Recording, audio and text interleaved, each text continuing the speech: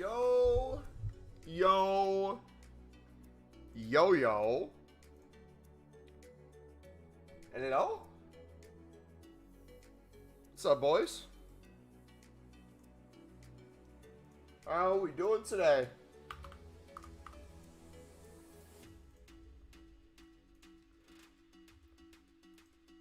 Fleeker, what's up, buddy? Alright, dude. Oh, geez, my voice. We got some grinding today, boys. I did your League SBC method and got so much fodder and coins. Hey, GG, man. Isn't it crazy? So the goal today, I need to start doing some damage on these winter wild cards. So a few things we might try out today. Before we get into it, let me kind of explain where my thought process is. So my goal is a bare minimum of 1,500 packs before Team of the Year. Now, depending on when they announce when Team of the Year is, because right now we have word that there's going to be a Men's Team of the Year, Women's Team of the Year cards, Team of the Year honorable mentions, and Icon Team of the Years. We don't know how they're going to format it in 1 week, 2 weeks. We don't know the process of how they're coming out, so that's going to determine how many we save. If it's everything together, I'm going to go crazy. If it's not everything together, if it's going to be separated, I'm going to do 1,500, and then we're going to start worrying more about liquid coins. Now, bare minimum, I want 1,500 packs. If we get to that, I might cut out some of the low-end packs and put some bigger packs in and slowly make them better and better, 1,500. Or we just keep getting more than 1,500 and just keep stacking everything. Also, coins, I want 2.5 million minimum. Now, the thing with 2.5 million minimum, you see we're on 2.2 right now. We have been making a ton of coins. We're making a few 100,000 coins a day. Silver Lib and Sud method. And we are doing a new method that I don't know if I definitely did not invent it. That would be weird to say invent it. But a form of lazy listing I've never seen before. Done at the level it's happening right now. So we might go over that a little bit later too. But yeah, let's make some packs, dudes. We're going to do our daily stuff first. Need to get those opened. After we do the daily stuff, we'll do a few League SBC runs. We'll probably do some just trading as well. Make a bunch of coins there and go from there. So yeah, if you guys do enjoy, smack the like button. Subscribe if you're new. Should be at least a 2-hour stream tonight. I could see it going way longer, depending on how much fun we're having. We'll save some 85 plus doubles too. This doesn't need a team of the week, right? An 83 rated squad. Oh my gosh, yeah, we're gonna make these every single day. You're on 21 to 23 of Mbappe. GG, Sam, what's up, buddy? You're struggling on the Lib and Sud one though.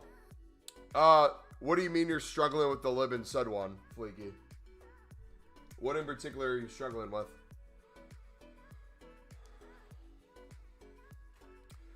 Did you see my tag in the Discord the other day about the heroes at 13K? No, I didn't. What about heroes at 13K? Dude, look at this team. I'm so happy with it, man. Oh my gosh. Doesn't it look amazing? Mbappe on the bench where he deserves. Dude, if you guys haven't tried this goalkeeper yet. Yeah, Sam, I don't know what you're talking about, buddy. I have no idea what you're talking about, man. It sounds a little crazy, dude. Not gonna lie. Maybe, no clue what you're talking about, man. You need high-rated libs and suds, and they're expensive. Wait, so Fleeky, are you doing the... Oh, there's just a lot of competition. Gotcha. I was going to say, the bidding method is where you get them all for extremely cheap versus the buy now.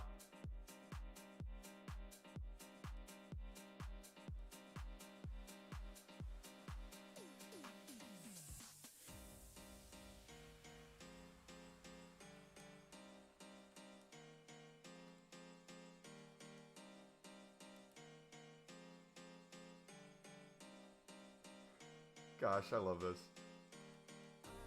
We'll go over some libs and suds here in a bit, too.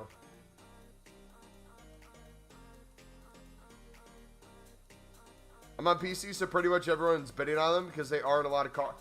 Ah, gotcha. Couple different options to think of. What are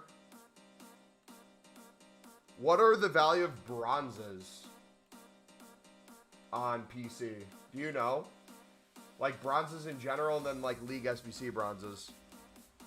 Because if it gets to a point where they're impossible to win on bid because there's so few of them and they're expensive, instead of bidding, I would still bid. I would snipe too.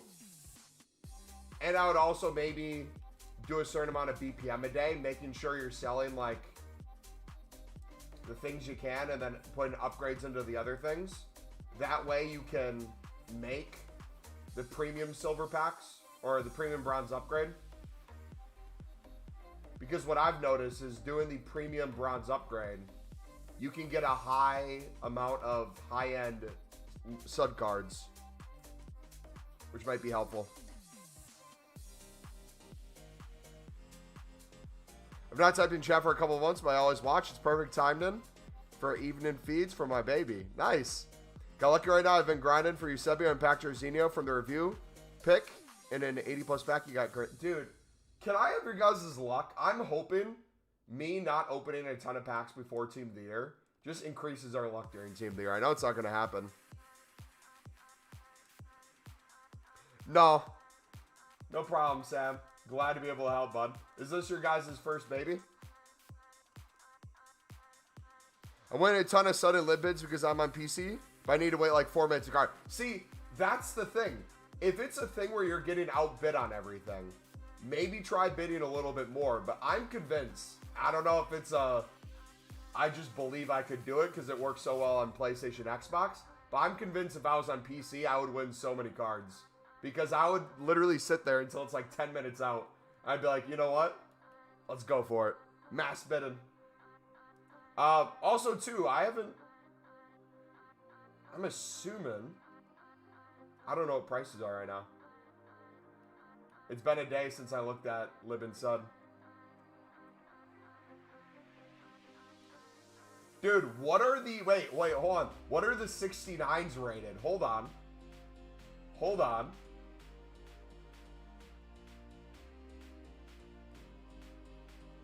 We can put you guys on game right now. Second, so we're seasoned veterans. Nice. There you go. I take everything in shifts so I can watch the streams. Awesome.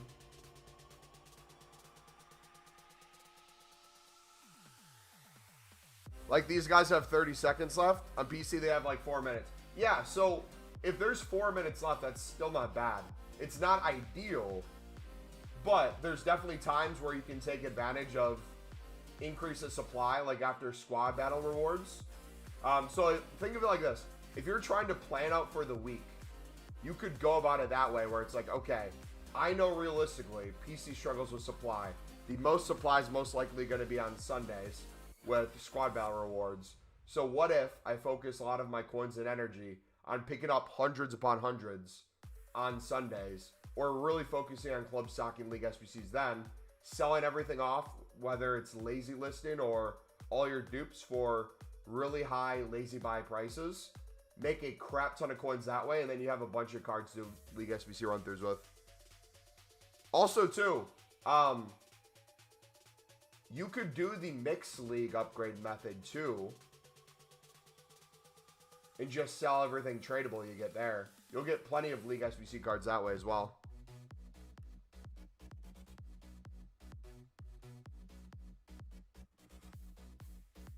Bronze upgrades, low-key crack for suds. Dude, it's insane how many you get. Remember when I was saying... So, I originally said, I think if you are used to the live and sud bidding, and you can consecutively win a ton of cards, you should just keep doing that over and over. I still think that's a fantastic way to go. But the amount of 70-plus rated suds I've gotten that have saved me not only the 600 to 650 coin bid, but have saved me the selling it on for like 1,000 plus, having that value, has been insane. Which bronze upgrade? The premium bronze upgrade, Fleeky. The unlimited premium bronze upgrade. So here, I'll show you. Give me a second. So, Fleeky, have you done, or, wait, hold on. 2 questions. I know we're asking a lot of stuff, but I need to get my head in the right place. Who here is on PC in chat right now? It's this one, by the way. So if you go to the upgrade section, it's the premium bronze upgrade. Lib's bidding for the 70 plus is so much harder when the 80 plus pick is out. The sale price is much lower, but people still bet on them for lower margins. Okay, so Tiago is. You're on BotBox. True. Okay, so Tiago, what do you do on PC? Do you do bronze pack method at all? Do you do silver lib and sub bidding? I guess I need advice from other PC people. Yeah, if you do this, what you get back for 11 bronzes is a common silver pack, which is, what is it, 6 players? No, I'm an idiot. This is 4 right here. I can't read, boys. But also your dailies. If you don't do your dailies, look at this. This is what you're missing out on. You have your daily gold upgrade. This is what I meant the 6 from. So not only do you get the 11 golds at the end, the bronze challenge, you get 6 bronzes here, and then 6 silvers here. So you can take crap silvers and turn them into potentially tradable lib and suds. Tradable lib and suds. You do bidding? I don't know what else to do. Does the bidding work well for you, though? Hey, Dante, what's up, buddy? How you doing, man?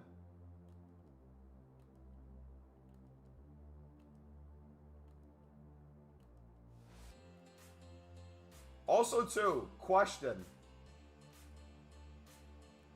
Has anyone seen anything else about Team of the Year other than the accounts starting to say we're having men's, women's cards, icons, and nominees? Do we have any information on dates yet?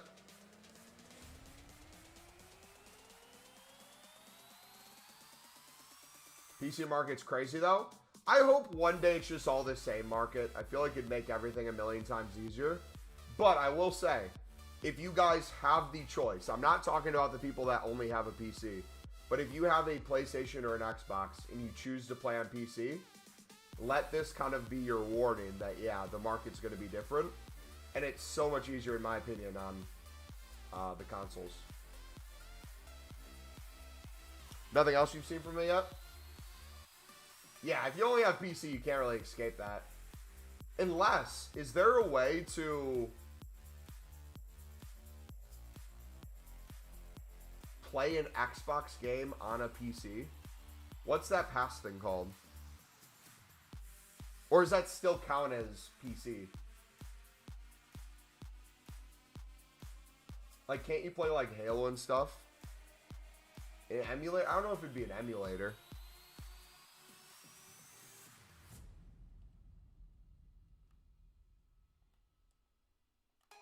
I don't know what I'm saying. Hype, what's up, buddy?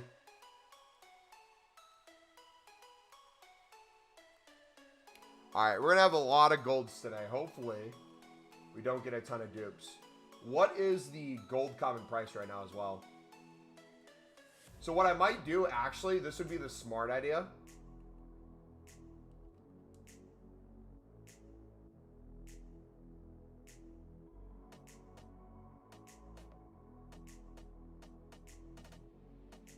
Huh? Hold on.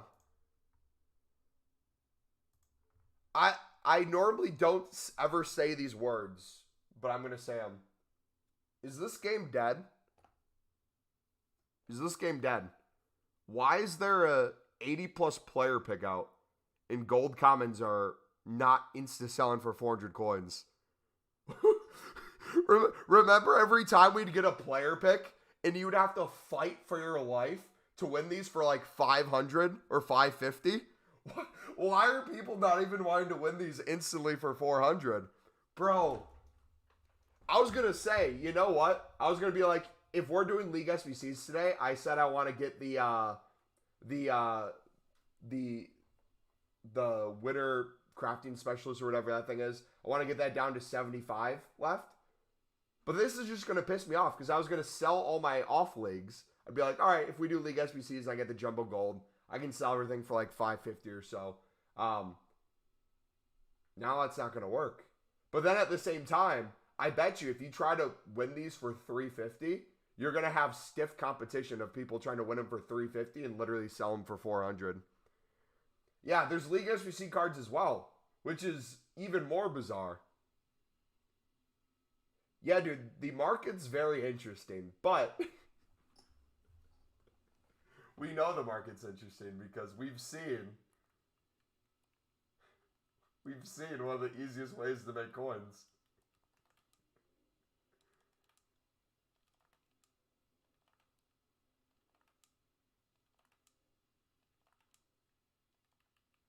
What are they at right now? So look at this. What if I told you guys I've sold, I'm not even joking, probably 500 heroes this weekend for 13,000 coins. I've picked everyone up for under 12K. Libertadores expensive? In what sense? Libertadores have a price, but their price is down right now versus what they normally are. Last night, Cavani was down to like 1.4 for a short time. Yeah, often gold comments will go to 500 plus. I just think that right now, promo team icons isn't so excited. You know what it is too?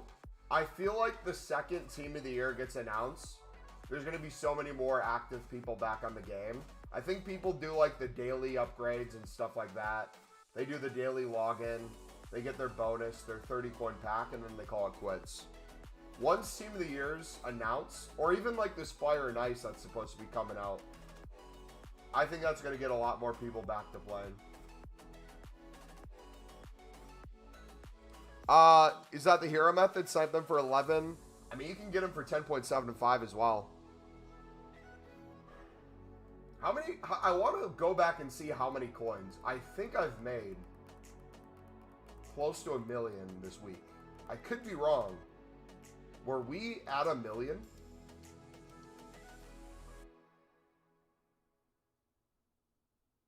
I don't know how many coins we're on. Because we'll have 2.5 mil if I sold this stuff in my club too. So if we were on 1.5 mil, which I think is reasonable. We've made crazy coins. That's all I know. And I've played the game less and less. I literally would just chuck them up and relist. Chuck them up and relist. Discord. What about Discord? Currently halfway down Zidane. Just have the 87s in lore to complete. I have more than 1K players and haven't even done the Premium League. That's just, it's much time to get into. You know what's crazy too though? I've seen so many people this year craft those big icons or big SBCs, and they don't even grind the game. It's just mainly from the free stuff they get or the objectives, which is crazy to me how easy it is to craft this year. I've never been happier on the game when a menu grind is available. Dude, the thing that's nice about a menu grind, and I feel like most of us feel this way, but especially later in the year, early on, you really enjoy gameplay or you really want to play gameplay, and then you start to get used to the crap that's gameplay, and then you want an alternative to go to. When menus is infinitely better for getting fodder than playing the game, that's when people normally switch up. And early on, when there's really no repeatable SBC, there might be a daily SBC. It's very limited, and usually playing like Division Rivals, Weekend League, getting tradable packs would be the way to go. Like after those first like 2 weeks, it just becomes a thing where it's like, if you have a half an hour to an hour a day, do you play a few games and try to get the rewards for that? Or do you do some trading in that time in a League SBC run?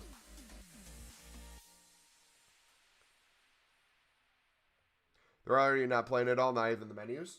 I mean, and like the things that would get you playing, I feel like they're still screwing up in ways. Like, don't get me wrong, this is expiring in 3 days. But, am I tripping? Who in their right mind, this is a card that EA's promoting. Who would spend 150,000 coins for a Torreira upgrade?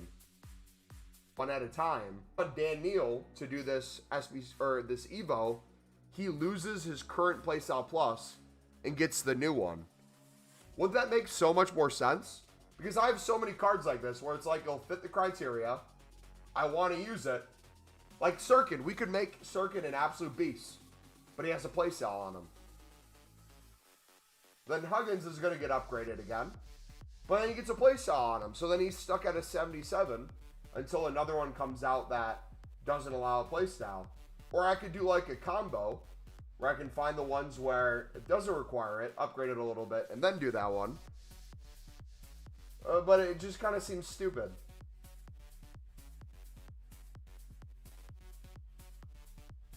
Like, I would have loved to put this one on Equa. Hey, I'm new. I discovered you the other night. Pikas, what's up, buddy? How you doing, man? Gameplay's so dead here. My parents have 30. Yes. Internet compared to my 300. Players barely turn and can't do much. Don't even want to do rivals. I did champs and got 11. You got 11 wins in champs, bro. Can't even be bothered to play champs, to be honest. All right, so right now, I'm trying to think of the resellability of cards. It's going to depend on the team. There's still a ton you could probably get really good flips on if you're doing 70 plus libs and subs. However, I would say right now, the best way to probably do it would be to sell the high-end ones and use the 69s, the 70s. Use these as much as you can in the League SBC.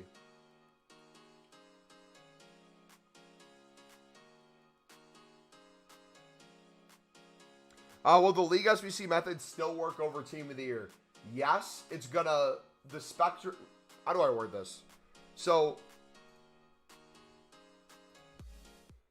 here's how it works with League SBCs, and we'll show you it once we get more into it. We're kind of jumping around a little bit, but it's out for 108 days. This is how it's going to work during Team of the Year, because this is how it always works during Team of the Year. Let me know if you guys have any questions with us. This is usually always the case, and I feel like it's going to be the same exact thing this year. So, with League SBCs, right, if you did the Premium League SBC, we have a video on it if you want to see that unlimited grind. It's the pinned video in chat. It's also in the description. If you are opening these packs, everything, because we're talking about Team of the Year now, so this wouldn't require saving anything. Like, I'm personally saving a lot of packs, but if I'd open everything during Team of the Year, you are going to get a majority of the Premier Liga back, a majority of the Bundesliga and Serie A back. You're going to get a couple League One and Eredivisie cards that you can use, and then it's going to be really cheap to get the rest done. You're going to get a couple probably Lib or Sud cards throughout the runs, whether it's a silver, whether it's a gold. You're going to get some. And you're going to get a bunch of liquid coins from the Jumbo Gold Pack. And you're going to get some liquid coins from the Small Prime Gold Players Pack. The way this works with pricing is interesting because when it comes to golds, if gold commons go up, right? Let's say gold commons go from 400 buy now to 550 to 600 buy now. Realistically, if you're buying gold commons, let's say to use that for the Bundesliga and Serie A, yeah, it's going to be a little bit more expensive than it would have been otherwise. However, tradable cards now sell for a little bit more. So what might cost a little bit more up front, you make more as well. So it ends up balancing out. Same thing with the League One and Eredivisie. If you get the League One and Eredivisie cards untradeable, a few golds there, you're really just buying bronzes, right? Whether the bronzes are 200 buy now, 300 buy now, 350, it really doesn't matter in the long run of things because the Jumbo Gold Pack, if this is going to be more expensive because gold commons are up, you're going to make more off of the gold commons as well. You're going to get a ton of those tradable here. Does that make sense? And then with the Lib and Sud, same thing kind of applies, but a little differently. With the Lib and Sud, people talk about the silver Lib and Sud prices and the gold Lib and Sud prices. We'll use Cavani as the example because he's like the go-to player in terms of his rating. Cavani's price, if you're buying out the SBC and doing nothing but buying out the SBC, matters. If you're grinding League SBCs, his price doesn't matter. And what I mean by that is if Cavani is right now, let's see how much he is. If Cavani is 1.6K on a snipe and 1.7 within the hour, it would not matter if he was 1.7 or 2,200, 2,400. The only way that really matters is if you're buying it out. The more expensive he is, I would argue, the better for the people who are grinding, because if you use the gold lib method and you look for the open bids, this is where you see the things of like an open bid for 1,000 there. If that guy wins it, he's making a ton of coins, right? If you do this with all the gold lib and sud cards, you're going to find a lot of deals like that, where the method of buying it out, comparing price, you're going to make so many coins on the open bids if their price is more than you would for the card itself that you're spending. But if its price is less, most likely there's less profit margin on the flipping, where you're still making coins on the flip, but it's less profitable, right? Does that make sense? Same with like the silver libs and suds throughout the week. When a repeatable SBC is out, people go to the 80 plus player pick, let's say, more than they do to buying out league SBCs.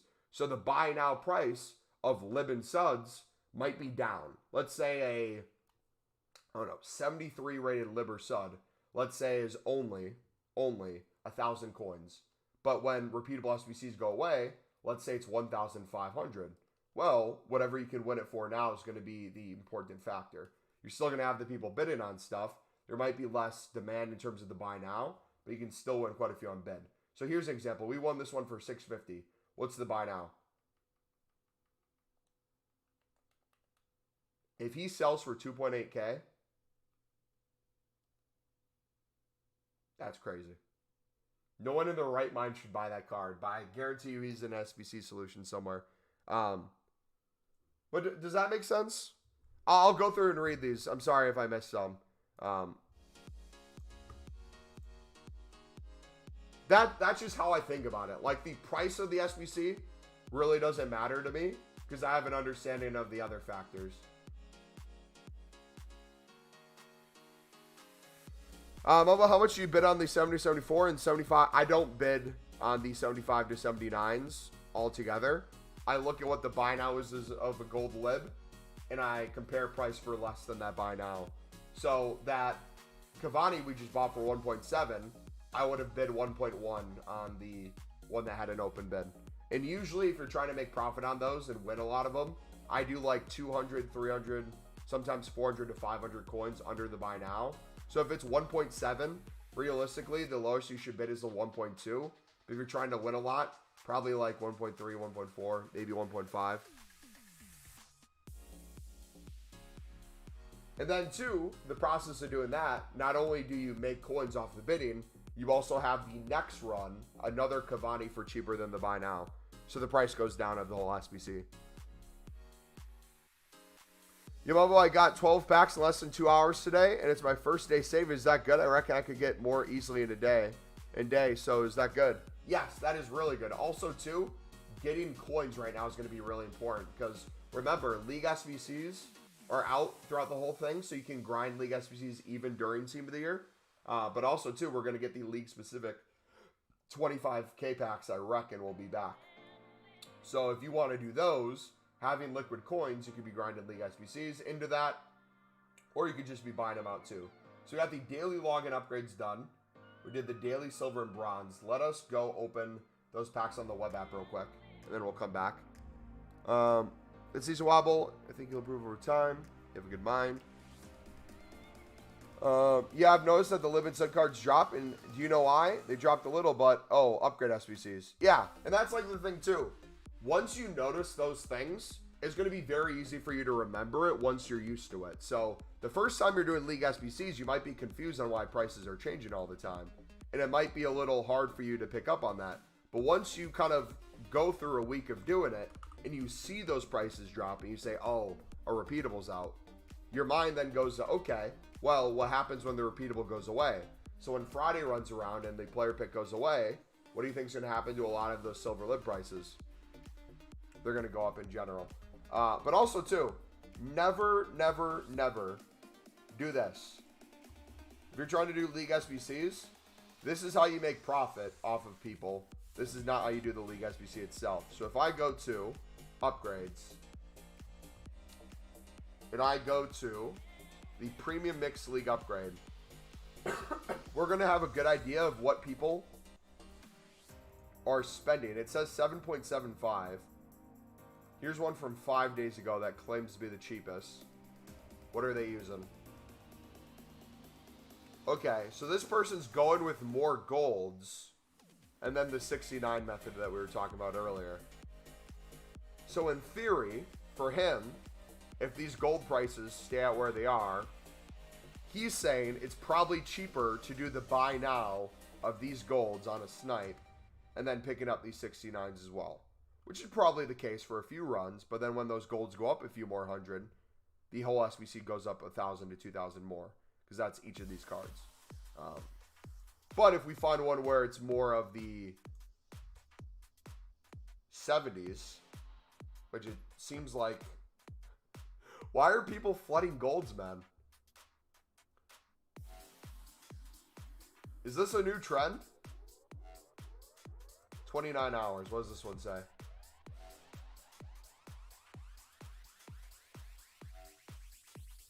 Yeah, so here's one. So this one is 1.3, and his name's Lolo. I bet if someone looked up Lolo right now, you could probably win him on bid for under 1,000. And I would bet, if he's still one of the cheapest solutions, you'll have a high price of over 2,000 right now, and then he'll crash back down, go back up, crash back down, and go back up. This one's 450. Guarantee you he's probably going to have a buy now of over 1,000 later in the evening. Because that's how much the prices change on those cards. And it's all because they're showing up in flipping solutions too. Because remember, when you're doing the lib and sud bidding and selling method, you're not selling to the same people you're winning from. It's usually different people. You're selling to the people who are going to be using flipping. You're selling to the people who are not knowing what the price of league SBCs are or how to do it cheaper. They see footbin and they see that's the cheapest solution, so they'll buy it for what the price says it is. But let's say they get to that last card. Let's say the 73 was the last card. Let's say they bought all the golds.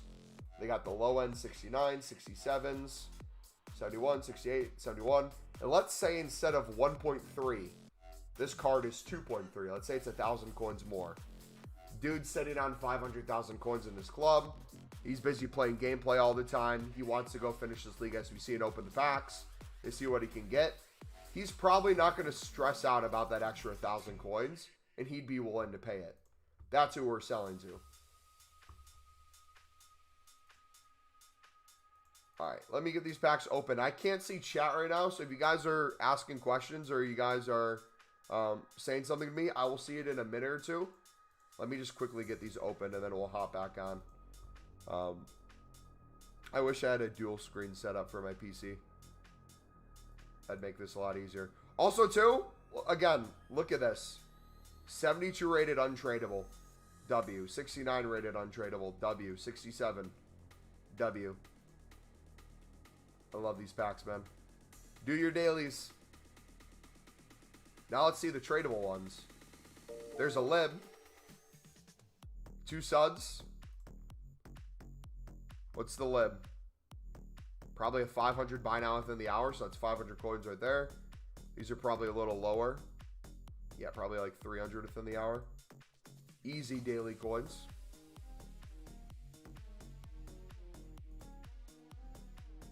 All right. What else? Another card right there. Ooh, 74 rated La Liga card. That's not going to have a lot of resale value, but that's going to help me a lot in the League SBC when I need a rare. Instead of buying a gold rare, if I can fit a 74 rare in, it's going to save a little bit of coins. Bundesliga, we can use that. W. All right, there's a championship card. And also, too, I don't know what PC prices are for the mixed league SBC, but like league SBC cards for the mix are dirt cheap on PlayStation, Xbox. But I usually just buy out the league and do trade in on the side, because those are going to be a lot harder to flip with the profit margin on them. All right, if we get a duplicate here, since we have 6 of these packs we're making, I'm going to hopefully be better at dealing with dupes today.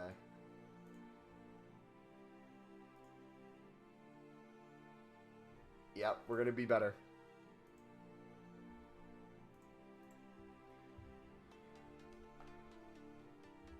Mo, do you see who I packed? I maybe clicked on the message.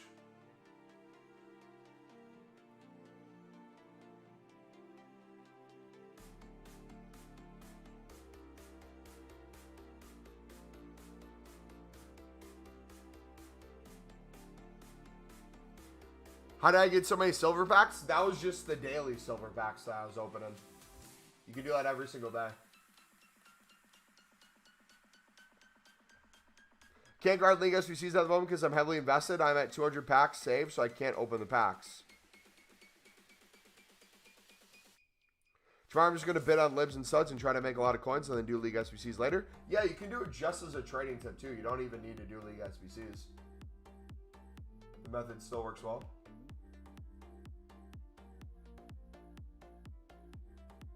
You guys watched us win this for 650.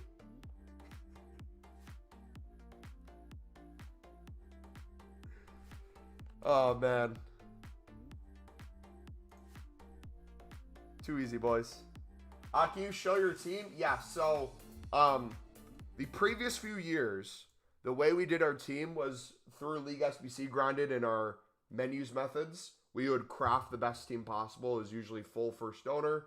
We'd have the Zidans, the Mbappes, all that. This year with Evos, we're changing it a little bit. We're still going to craft some stuff, but we're going to go more towards crafting during Team of the Year, the gamble SBCs. So instead of, like, let's say crafting a 93 Mbappe, we're going to keep the 92 that we have and play him off the bench. I'm going to be spending coins on upgrading Evos whenever we can to get a Sunderland past and present as best as possible. But with our Team of the Year pack pulls, if we get any, fingers crossed, and like SBCs that come out at the time, I'll give you an example. Right now, Zidane's out. If this were Team of the Year, I would probably not craft Zidane because I'd want to get Adil Oshish, who's our French cam, who plays the exact same position as Zidane, to get just as good of stats as Zidane, or as close to it as we can. Plus, everyone's going to have those cards then. We know we can craft it. I would rather see if I can upgrade my favorite players to get them to that level this year now that we can versus crafting that. But instead, what we'll do is we'll look at the... What section is it in? Is it the upgrades? We'll do things like this where we'll go in and if we have high-end fodder and low-end fodder, we'll put a mix of those in to do crazy heroes or crazy icons. So we could potentially get like an R9, a Dino versus whatever's guaranteed through the menus. Yeah, that's what our plan is. Here, let me just go through my club too. Because my team doesn't show half the stuff we have. Let's get Smedo out of here. This is what we got. I'll just kind of slowly go through.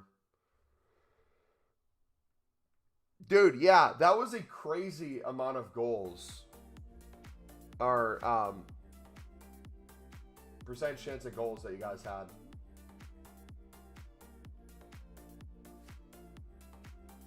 Dude, this card, doing Travellas with him is disgusting. I'm making like 20 to 30K a day for like 20 minutes worth of work. Yeah, man, it's literally insanely easy to make coins this year. It's beautiful. Why do I have all these heroes? Huh. Weird. I wonder why I have heroes. Wow, a lot of heroes in my club. I wonder why that is. Interesting, man. Alright, we got a La Liga dupe, so let's do the first section of the League SBC if we can.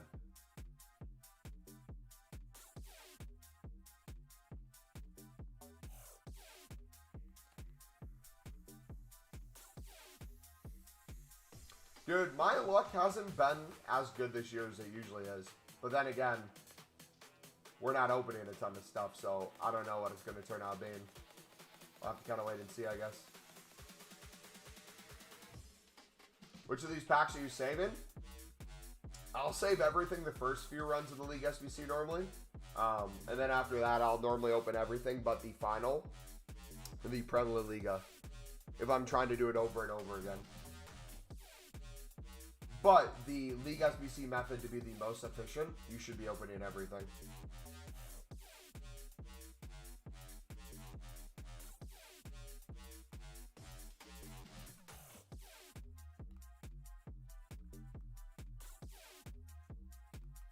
Alright, how many rares do we have? 4.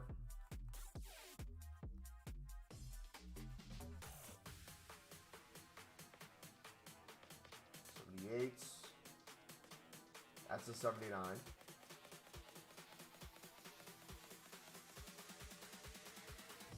think that works. Chemistry we might not have. This might be a close one. Got Koba.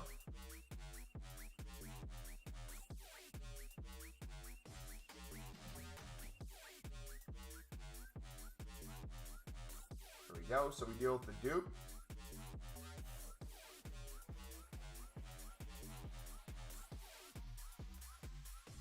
We didn't have to spend a coin. Let's go.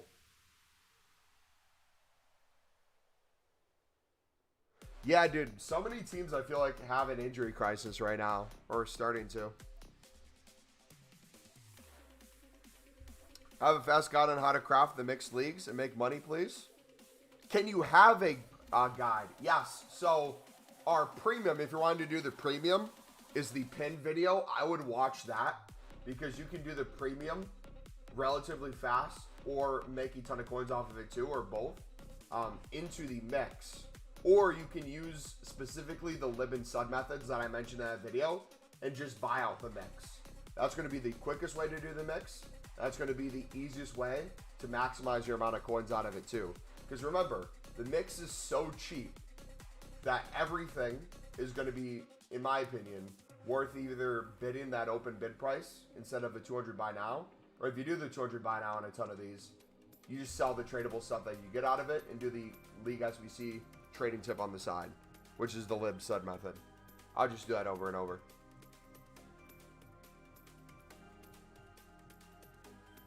Chago's coming back soon. Been winning 88 rated cards for like 9 to 10K. Yeah, dude, the market's a little crazy. I didn't realize how crazy that actually was until someone mentioned it. What was it on? Was that on Twitter today? Yeah, because someone mentioned it on stream the other day. They're like, "Yo, Mumbo, I invested in fodder and it got even cheaper. What do I do?" And I'm not really a big fodder investor. I just said keep holding usually, because if things got even cheaper, they're going to go up eventually. So if you're playing the fodder holding game, just wait until it goes back up. But if you're unassigned on it or you have your full transfer list, I would recommend get like one of each in your club and go that route. That way you don't have to have a full transfer list or be unassigned. You can maximize the amount in your club while also... Uh-oh.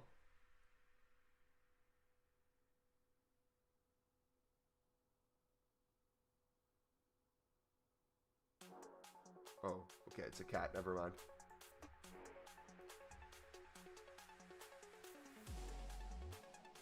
Lukaku, let's go. Is this a Bundesliga dupe? No, it's a Liga NOS. Off League SBC dupe. You know what we do? Upgrade pack. Right back in.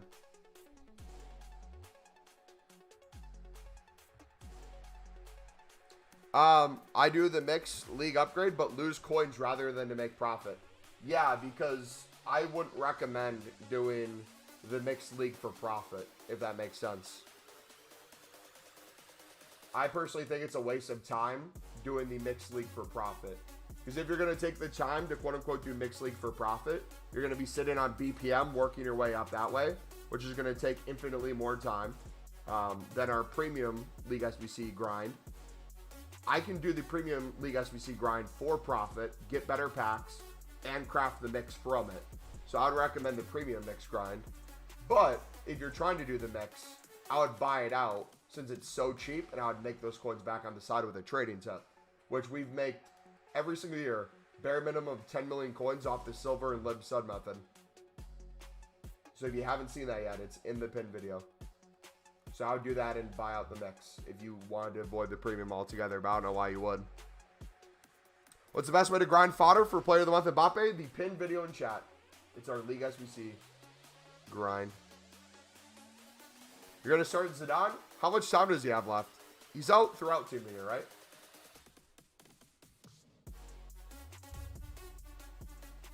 Dude, the menus are so slow, too. How did Nkunku play? Did he play decent? 38 days? Gotcha.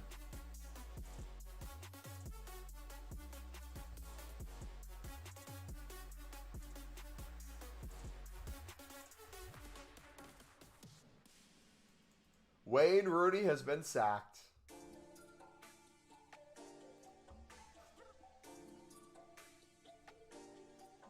If EA released an Evo during Team of the Year that turned a player rated 82 or below into a Team of the Year caliber player, who would you do it on? That's a really good question.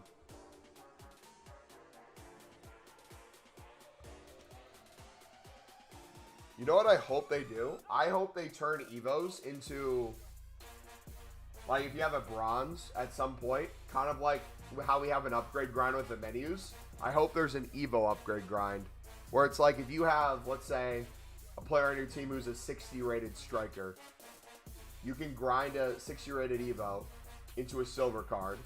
Then you grind that silver card into a gold card. That gold into a board, that board into a walkout, and then that walkout into, let's say, a 90 plus. You do that with however many players you want to. Alright, Hillman, we gotta do.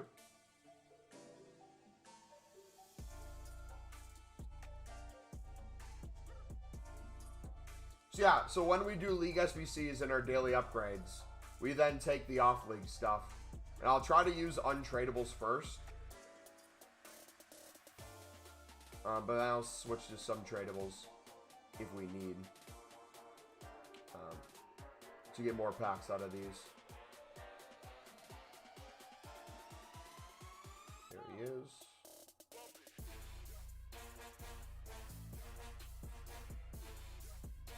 Two more. One. Two. Okay.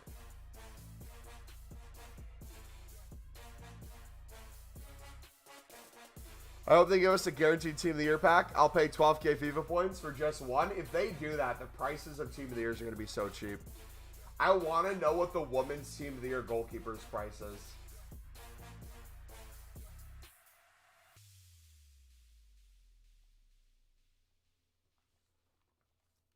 It's going to have to be crazy cheap.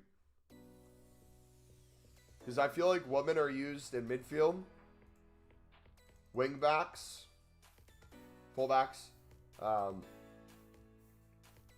everywhere but center backs and goalkeepers.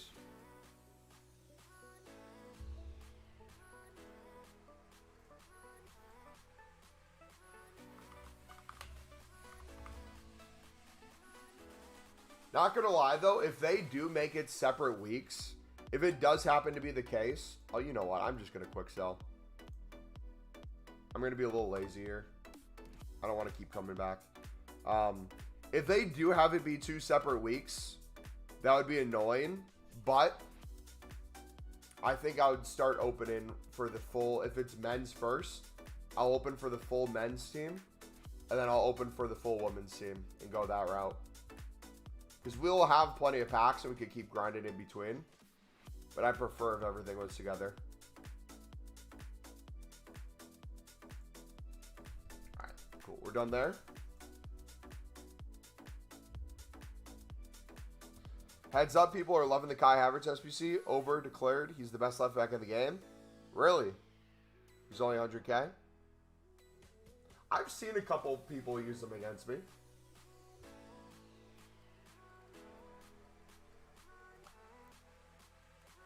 He seemed alright.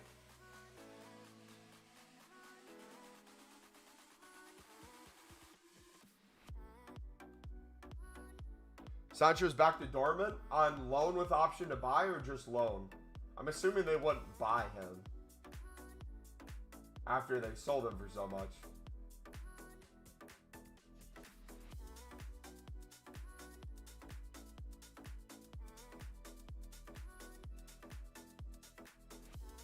Alphonso Davies is the best, you think? Not Bacha?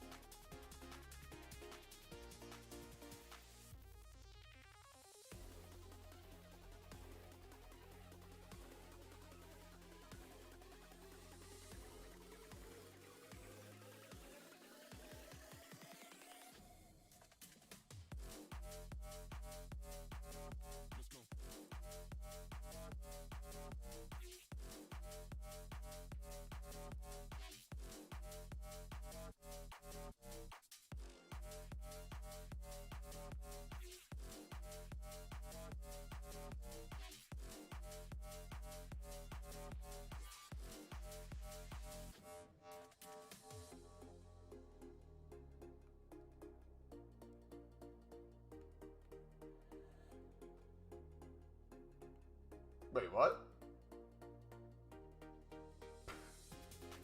How did that not get it there?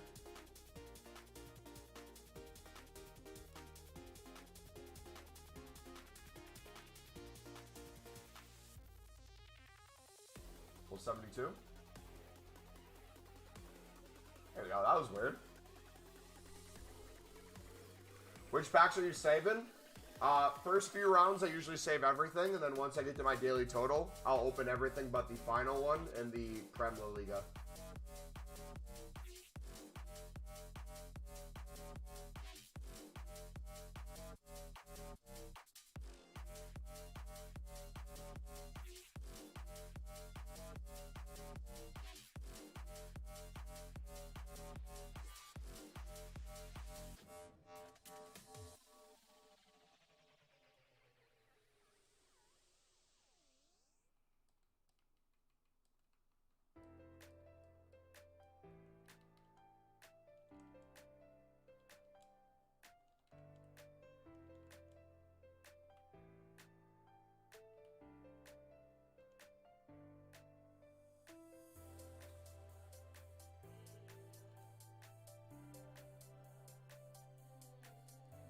Look at that, boys.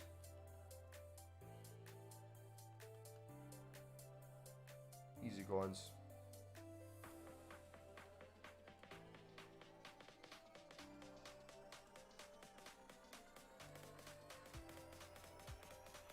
Alright, let's just make this simple.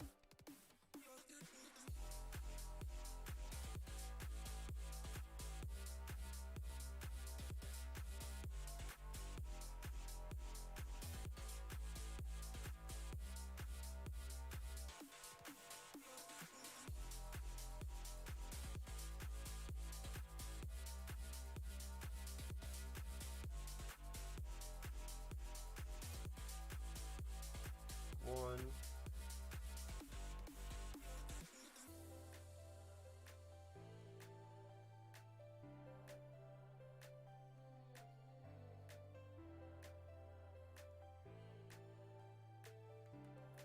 That's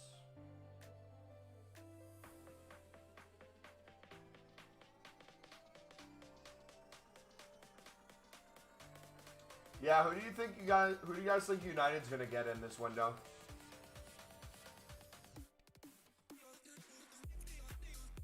Hey, WSM, you can't even think of buying Dan Neal until the summer, alright?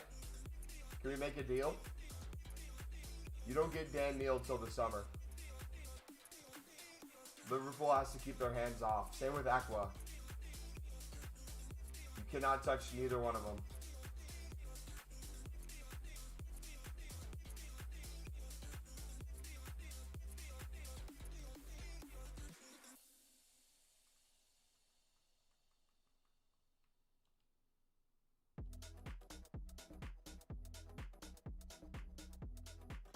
Interesting.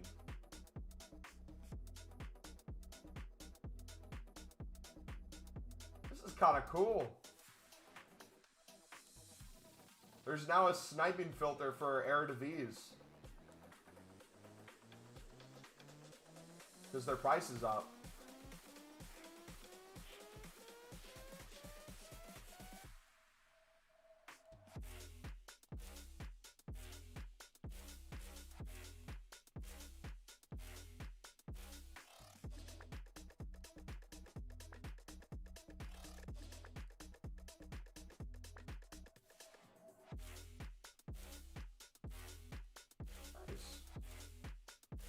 Yeah, if the price is up a little bit and you're buying them for a little more than you usually would, and you're worried about the coins, again, just take a little bit more time to snipe for less.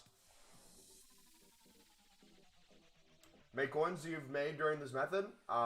This method in particular, last year we made over 10 mil while doing the League SBCs off the method. This year, it's hard to tell because we haven't opened a majority of our tradable packs, so we could get something crazy and be even more. But from just the sheer trading aspect of it, few mil.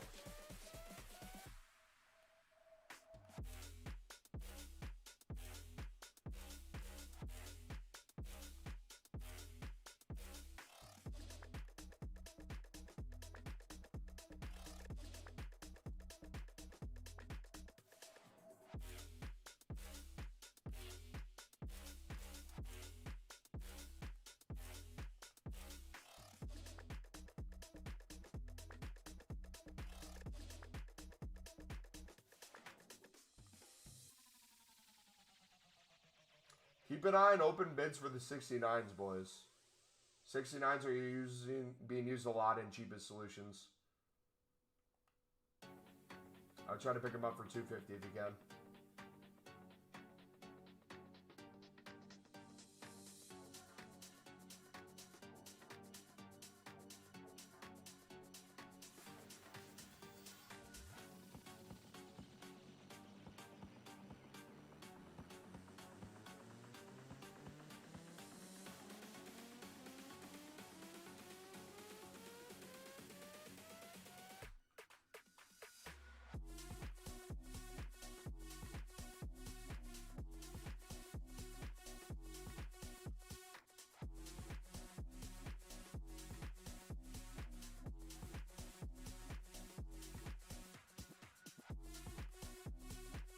That's crazy, bro. I started grinding these SPCs yesterday. I went to 250K to 300K.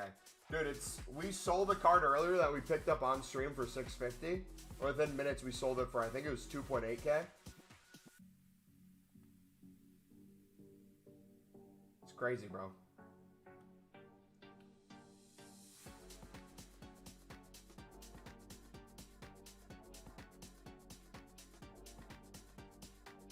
Alright, let's see what we have in our club. I don't even know what we have right now.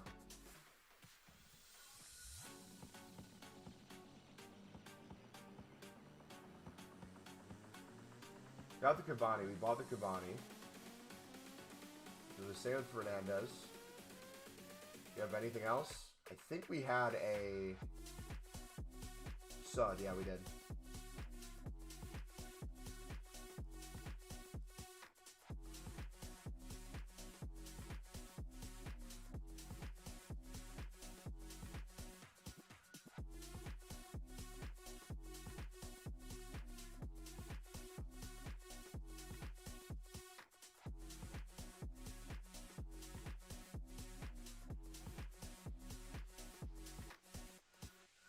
So if we're going to do the 75, we're going to need a high-end silver, or we just buy a high-end gold.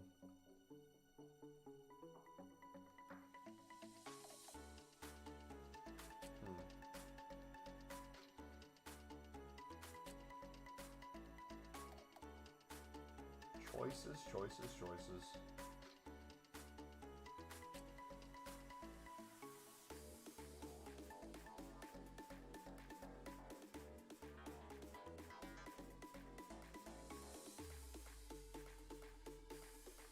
Your money, your choice, but Obi's a former pro and current content creator, and he has both Barca and Thunder Davies, but declared Havertz is better than either. Moved Davies right back and sat Bacha. Dang. There we go, 73. That should do it. All right.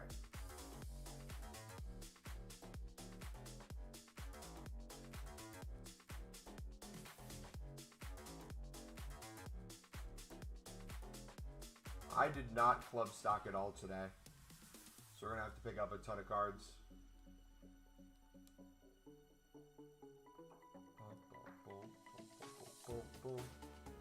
So what club? Oh, the 71. Of course it's the 71 we had. Watch this now work. Oh no, it didn't. We're good. Made team of the years. Did you pack last year with how many save packs? We had 1250 save packs, 1,250. We ended up opening well over 2,500. I would argue over 3,000, because the ability to make packs from our packs, we made probably a few hundred league-specific 25K packs just from our safe packs. Then we bought out a bunch of league-specific 25K packs as well. And we ended up packing, was it 3? Crap ton of fodder, recrafted everything possible. I think 3. Yeah, we got Courtois, Militao, Luca, Nominee Valverde,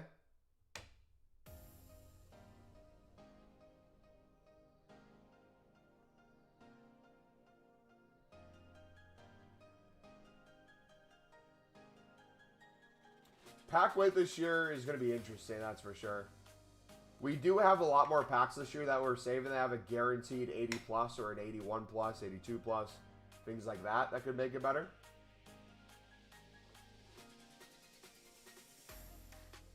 But we shall see. Foden's not a walkout. Dang.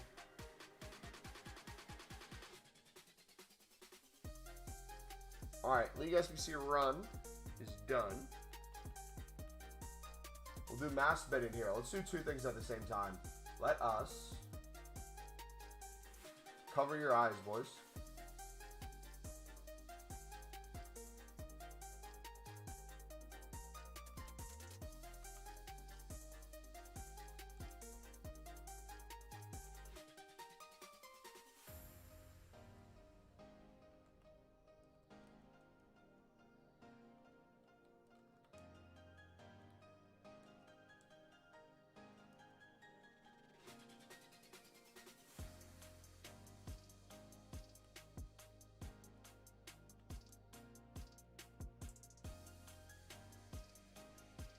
How much did United buy Bruno for?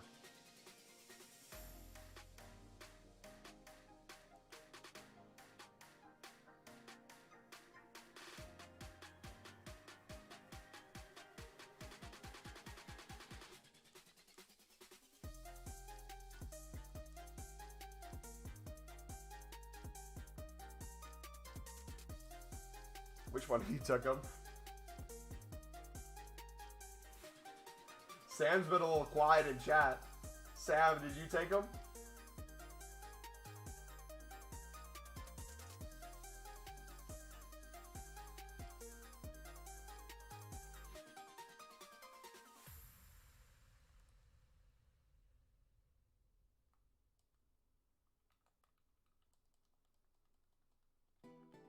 Alright, we'll see if we can get this to at least 25 on there. Then we'll go to the open bids. What are, actually, now that I think about it, how are special cards looking right now?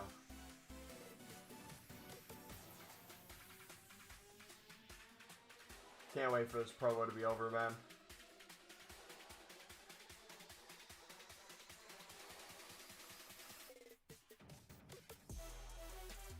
So that guy's just going to be spammed on the market.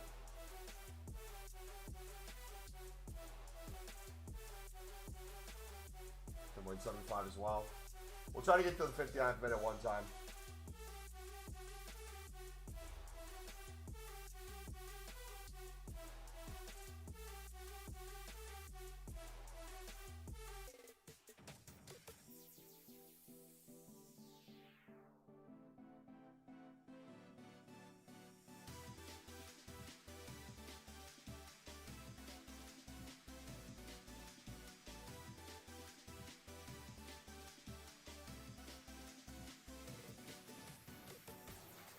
God, I hate when it does that.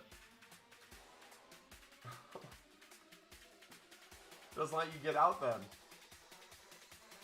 Gotta restart the app and everything. How often does that happen to you guys when you're sniping?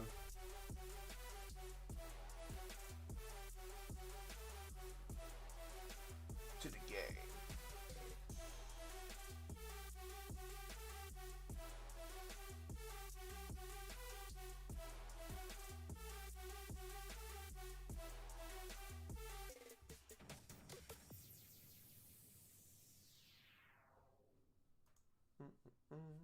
All the time, every day. Sun is promo card 2, which is annoying. We only have 4 different promo players this season, so it'd be nice to see other players. Arsenal have 9 different promo players. See, with Evos, though, promos don't matter as much, which honestly excites me. Because, like, as much as I would love... Who's a good example? Like, Job, I would have thought for sure they were going to do the Bellingham brothers during the Dynasty, right? But if we would have gone to Job, he'd probably be an 85 with okay stats. Now we have an 88 with okay stats just for me Evo in him. So, like, we didn't have to rely on a promo card.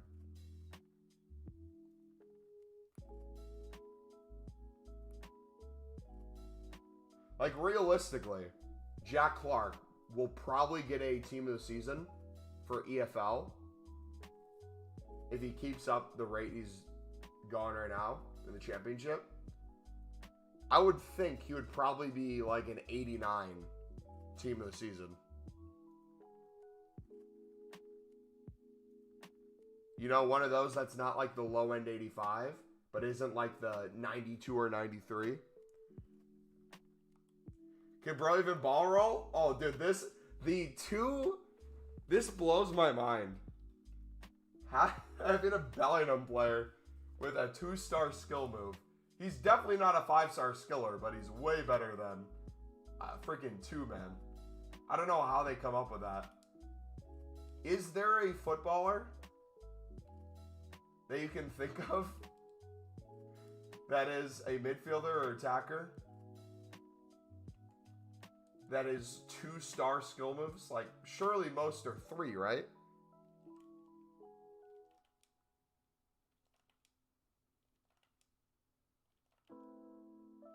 I understand the weak foots. The weak foot makes more sense. But like 3-star skill moves isn't like groundbreaking. But 2, they can barely do anything.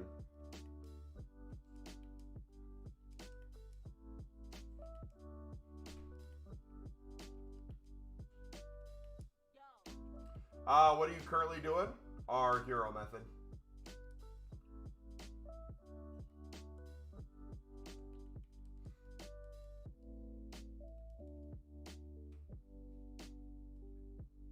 And we're doing League SBCs.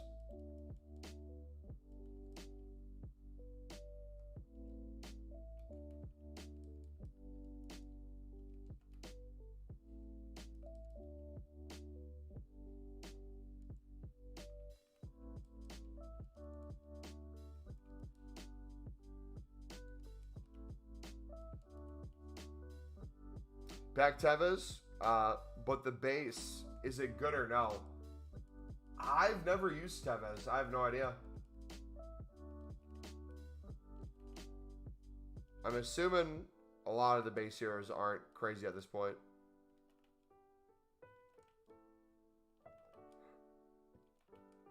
Want an Evo so I can Evo the Van de Ven as he's underrated? Want him in my team. I feel like the Evos overall was a really good idea from EA. I hope they're willing to listen to the community, though, and change some stuff.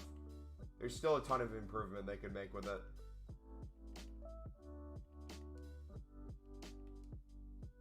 You got base Junila out of the hero? Nice.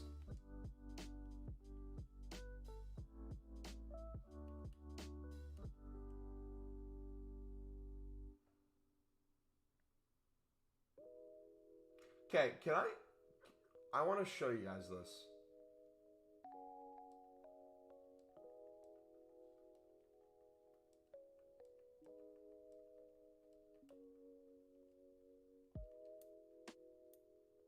Okay, so this one makes a little bit more sense. But I'll have heroes bought, and they'll be like 25 under the buy now that I'm listing for. And they'll just randomly go up. And then they'll go back down. They go up. They'll go down. They'll go up. They'll go down. It's like the craziest thing I've ever seen. It's just a constant roller coaster. We'll win a bunch, list a bunch. Sell a couple, and then everything sells. And then they're back down. Everything sells. Nothing sells. Everything sells.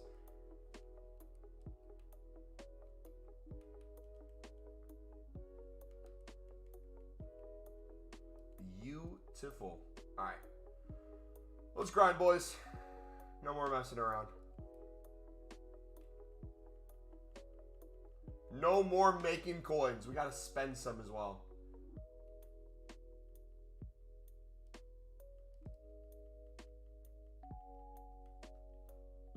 Trying to get his 93 player of the month, but it's a serious grind.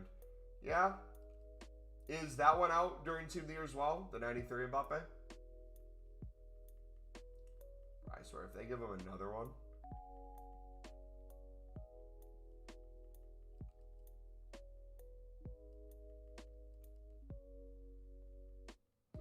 Mbappe's turning 27, isn't he? That doesn't sound right.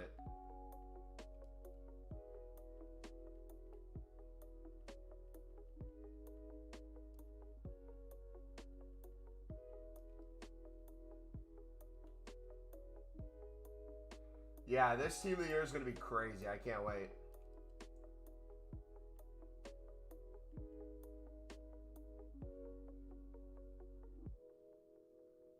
Yeah, but he's had a great career. Don't let the casuals fool you. Oh, I'm not denying that he's had a great career. I think he's had a fantastic career. It would just be cool to see him be challenged week in, week out from a club standpoint.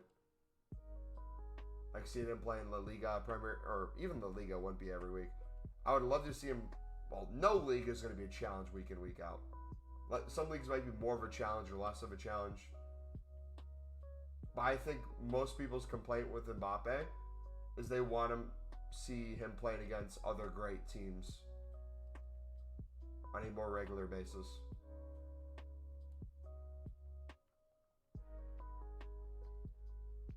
But you can't argue on a national team level. He absolutely does and shows up.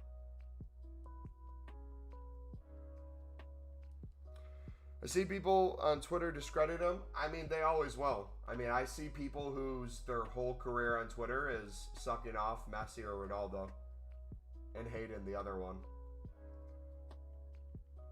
Like, people will invent scenarios or ways of identifying if a player's good or not that still shock me to this day.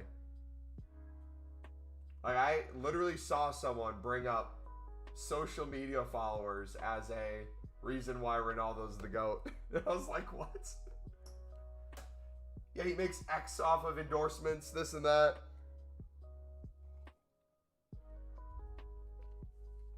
Okay. Give him the Ballon d'Or. It's over. Honestly, you should go to Madrid. Dude, that would have been sick. So let's play that out, right? Let's say instead of renewing his contract for a crap ton of money at PSG, or wait, no, what's even happening at PSG right now? He got was it a 1 year? I don't even remember, dude. Or did he want to get out of it early? Was he threatening to leave? I can't even remember what happened. But honestly, let's say he did go to Real Madrid. He's on like $1 million a week.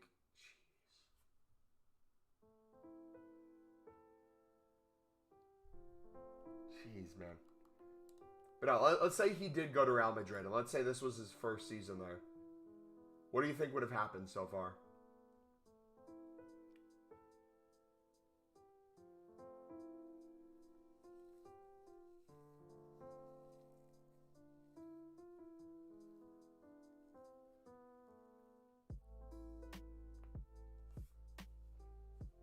Dude, the amount of Jude to Mbappe goals that would happen would be crazy. Jude, I think, would be the most assists in the world. He likes to play on the left, and that's Vinny's position, though. Yeah, they probably have him at striker, and if they ever sub Vinny out, he could go out wide. But, like, honestly, Mbappe would probably drift wide anyways, and it'd be relatively easy to do that, too.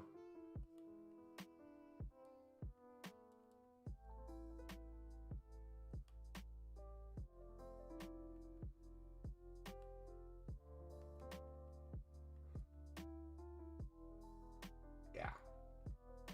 The thing is, when you have a certain level of talent, you can make adjustments like that. You can make it work. Might not be ideal position, but it just shows the quality of player you have.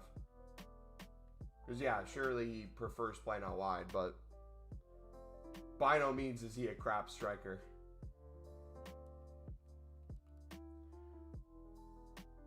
Yeah, he can play right wing. Dude is dangerous from everywhere. How should I make packs? Really depends on how you want to, I guess, man. You can make them however you want. If you're asking me what I think the best way to make packs would be, The pinned video would be my recommendation. If you're trying to open a ton of packs, trying to make a ton of coins, both. If you're trying to do just a trading tip, just trying to do a League SBC grind.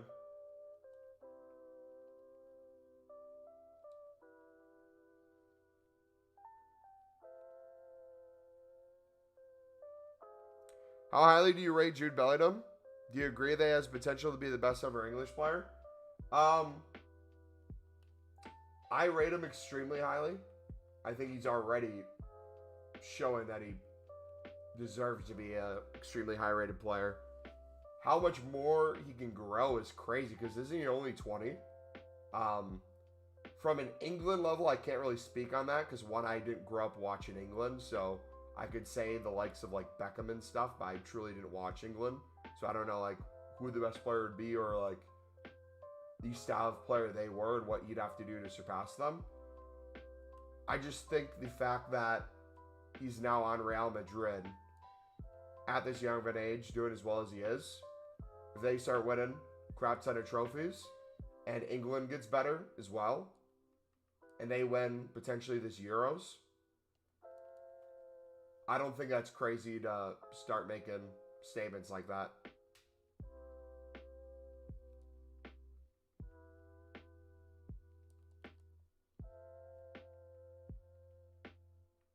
Let's say he wins the next, like... Let's say Real Madrid wins La Liga. Let's say in the next few years, too, they win 2 Champions Leagues. A trophy with England.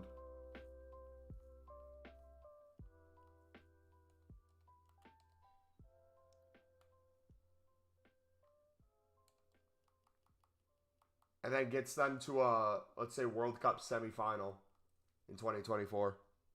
Would that do it, or would he have to win a World Cup?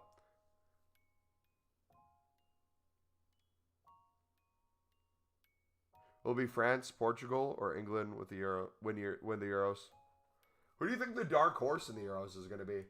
I'm really excited for the summer, man. We have, first of all, right now we have AFCON coming up, so that's going to be fun. Asia's doing their tournament as well. That's going to be fun. Then we have the essentially transfer window happening right now. That's extremely fun. Then we have the second half of the year.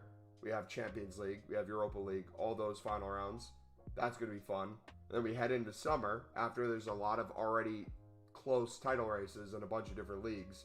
We head into Copa America, Euros, the Olympics.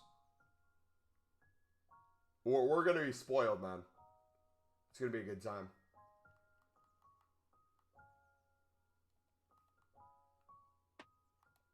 Going to be a good time. Potentially the craziest summer transfer window as well. We'll see if football's even more broken than it was the previous year. We'll see if teams spend even more money than they did previous. Can Chelsea spend $1 trillion at a single transfer window? We'll find out. Or Newcastle. One of the two. Pedro Porro's been solid defensively with challenges and energy.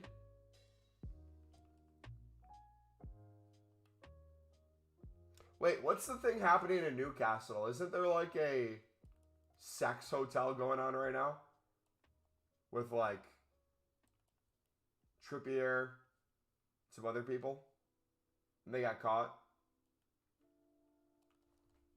There's some like drama happening. Oh, speaking of Newcastle, who here, you don't have to like lie and say yes or no. Give an honest answer. Who here is genuinely excited to watch Sunderland versus Newcastle in the FA Cup this weekend? I'm extremely excited because I'm a Sunderland supporter, but like from a footballing standpoint, how are you guys feeling with that currently? Newcastle in very poor form. Sunderland on mediocre to good form. Lots of injuries and disappointment in Newcastle right now. Lots of people coming off injury at Sunderland.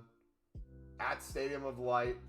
Sunderland's won, what, the last 9 meetings? Or they haven't lost in the last 9?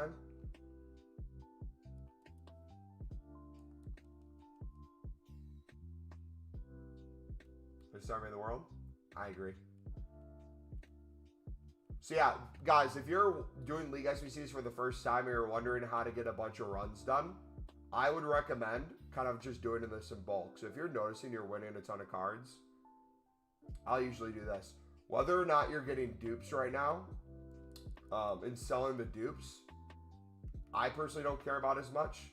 I just like stocking the club, and if you get some dupes and you want to sell them for a profit, sweet. But I'll sell on cards that I don't use in the end that are just chilling in my club. I like having like a wide array of players I can use. And usually that is a little easier for me to do that way. I'll do 900 for him. Dude, look at the flips on some of these guys already. Isn't it beautiful? You have no way of watching? What channel is it on? I need to figure out what I'm watching it on.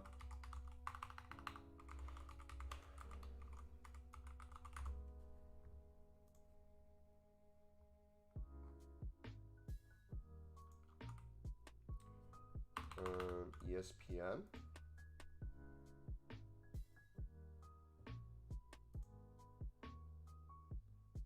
Browse.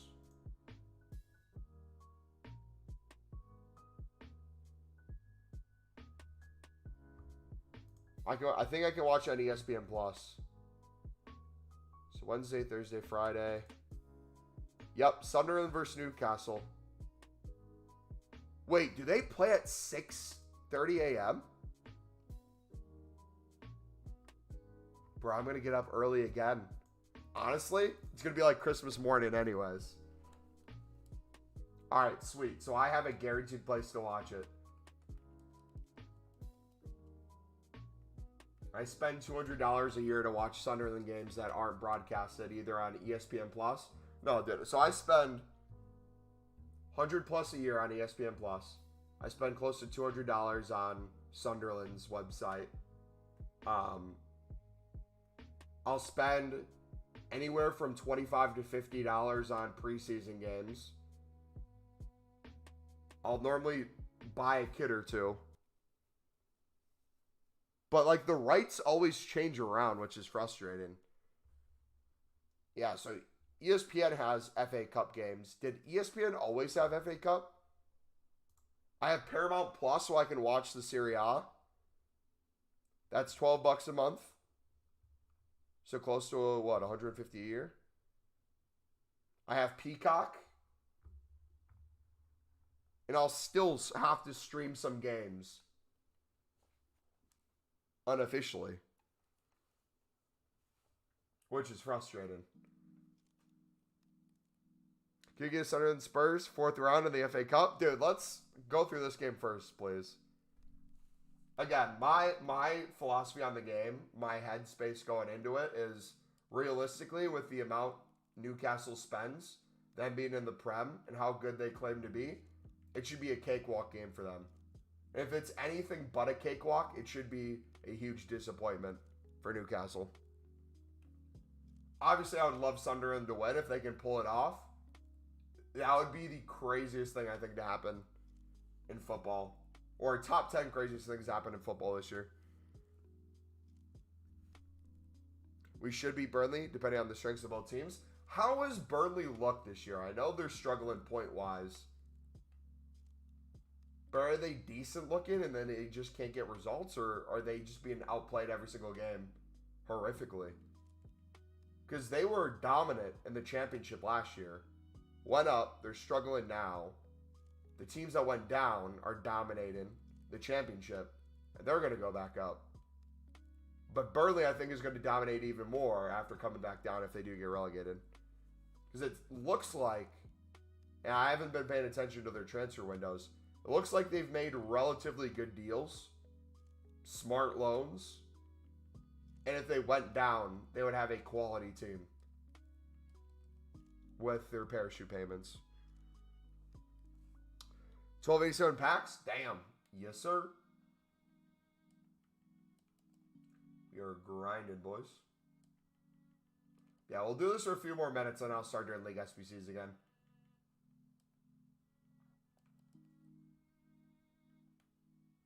If you guys are new as well, do me a favor, smack the like button. If you guys are enjoying the stream, you don't even have to be new to do that. It helps with the algorithm and everything. If you guys want to help the channel grow, literally every time you come to the stream, if you smack the like button, one of the best ways you can help. Also, too, if you guys are new, feel free to subscribe. If you're wondering what we do here, we do a lot of League SBCs / menu grinding. It's becoming, I would argue, a lot of football talk in the chat. That's really cool to see. Just kind of chilling. You'll get occasional gameplay from me, but we're not really a gameplay-based channel. It's kind of just chilling and vibes. Making coins, making packs. You're going to see me in the next month open so many packs. I can't wait for that. I comment like once a month, and Mumbo misses it. What did I miss, Juicy? If Sunderland's home, they can win. If away, no chance. Actually, it would be the opposite. So Sunderland is home. They're at the Stadium of Light. But Sunderland has better form on the road than they do at home. The past season.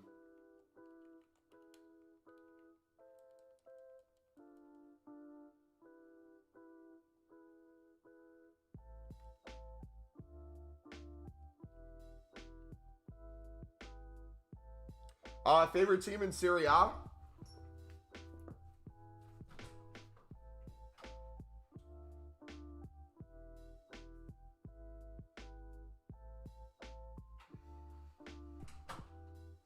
They're all dirty. AC Milan. I was going to pull out like 10 AC Milan kits. I don't know. It's what I watched Sunderland Fulham last year. Dude, so here's my thing. I would love to see Sunderland play in person. I had the opportunity because they're in the United States this past summer. It would have been extremely expensive to go to it. And if I was going to spend the amount of money I would have had to travel to Texas to watch them play, I would much rather go to the UK for a week and watch them at the Stadium of Light. So I have to figure out when I'm going to do it. But I'm for sure at some point in the next probably a year or two, gonna save up vacation time and try to go to the UK and watch a game at the Stadium of Light.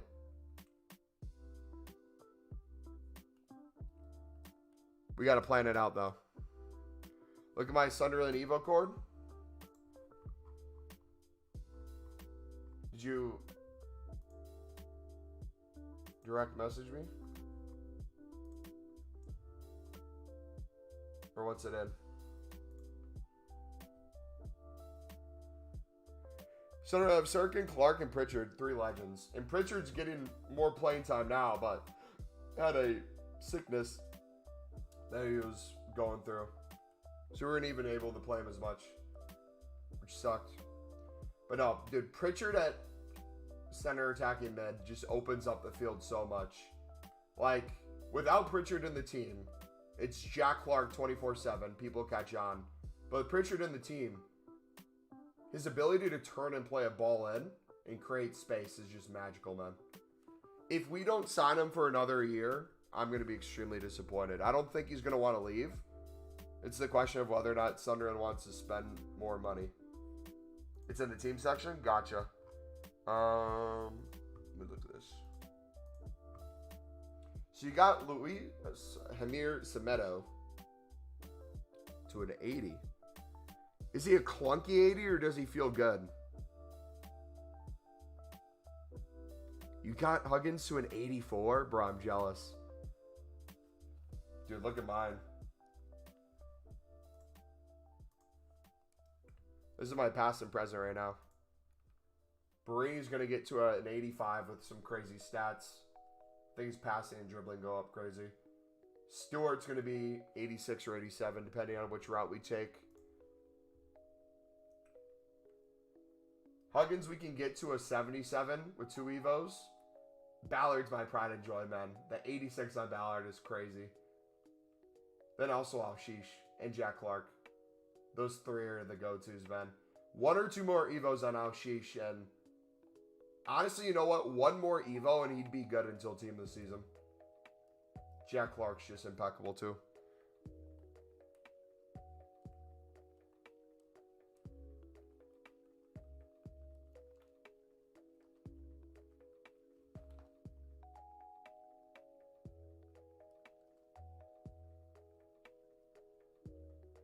Love Mbappe and Sander. Okay. There's a few players on the bench that are meta players or favorite players that we sub in. But yeah, others are predictions. Like Thiago Silva going to Sunderland. Dude, if somehow... Bro, think of this. Think of this possibility. Thiago Silva wanting his family to stay in England, not wanting to retire yet, wanting to play at a high level, Sunderland going through the playoffs, winning. Imagine Thiago Silva signing a one-year contract with Sunderland. Bro, I would lose it. The tears of joy I would have be like no other.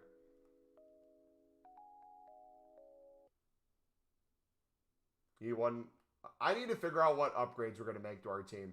I'm kind of waiting for some of the Evos to expire. And then I'm also waiting on some of the new ones to come out before I commit to something.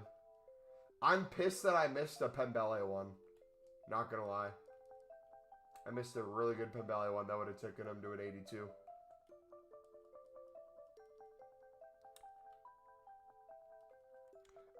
Would pay $1,000 for every single subscription to watch Sunderland Impossible? Is that a question? Or are you saying I would pay $1,000 to watch him because of Thiago Silva? What's the filter for heroes? I'm gonna gaslight the crap out of you. I don't know what you're talking about, man. What heroes? ZX, I don't think there's a hero method, buddy. I don't know what you're talking about.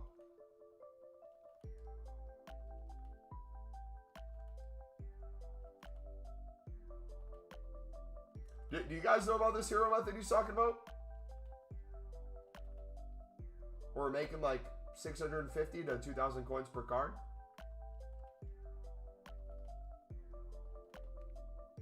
I don't think I've heard of it.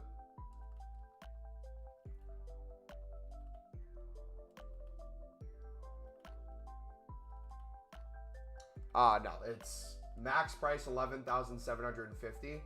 I think that gets you on the low end, over 600 coins per card.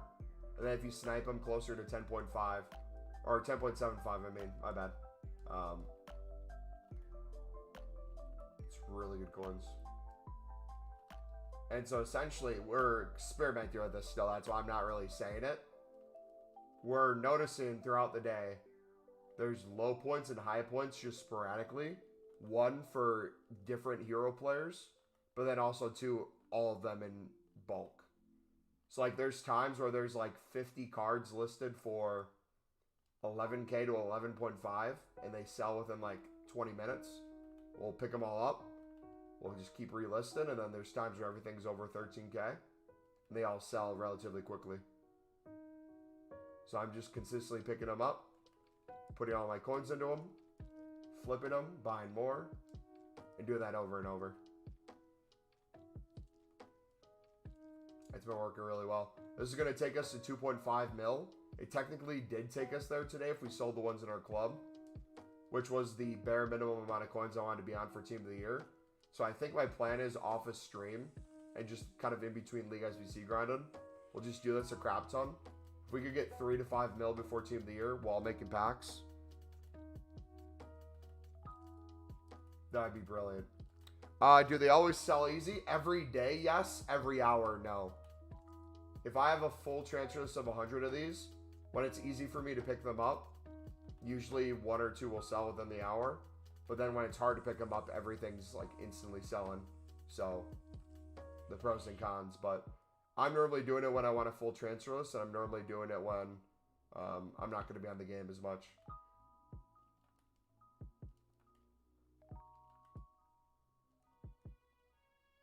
let's do the math. Let's say I was at 2.5 mil, okay? If I took 2.5 mil and I picked these up on the high end, not calculating the low end ones. Let's say I pick these up. 2.5 mil divided by 11,750. We could afford 212 cards. Okay? So then if we took those 212 cards and sold them at 13,000 coins, bare minimum we'd be getting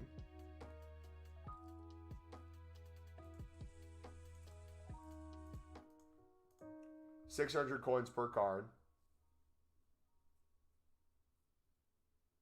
High end, we're getting like 1.5, 1.6 per card. But if we were getting 600 profit per card, we take then the 212 cards. That'd be daily a minimum of 127,000 coins. But it'd most likely be closer to 200K. And then if I did that every day with more and more,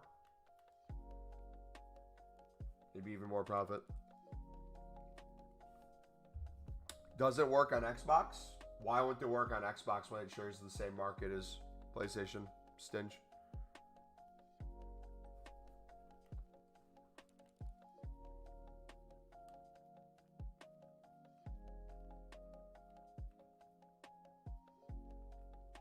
Did you just call Thiago Silva a washing machine? Excuse me?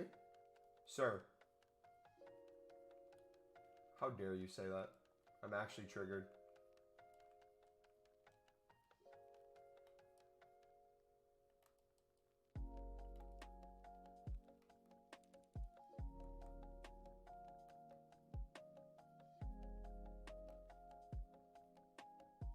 Where is he? Is it Moreno? Yeah.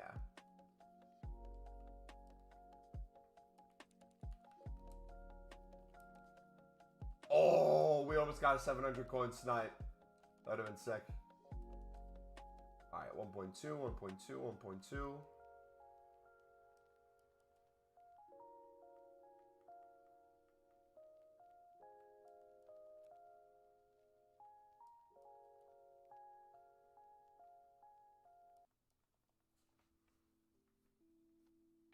Want to invest in heroes, but I feel like the PC market is a bit different. What do you think? I'm not investing in heroes. I'm seeing heroes at some of the lowest prices they can get to. And saying I'm fine if they don't get any higher. And selling them for a little more than that. That's up to you though. It doesn't hurt to try with like one or two. See how it goes. Look how much heroes are in the PC market right now on the low end. Within the hour, what are they going for? Because right now on PlayStation, Xbox, there's a lot that go in the hour for 13,000. You can snipe a lot easily for 11.75 all the way down to 10.75.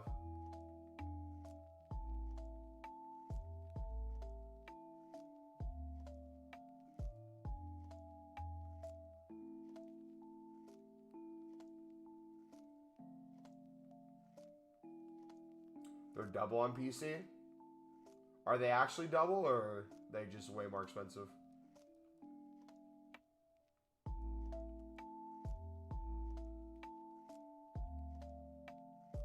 Thiago Silva's a diver? Are you still upset about that? After all this time?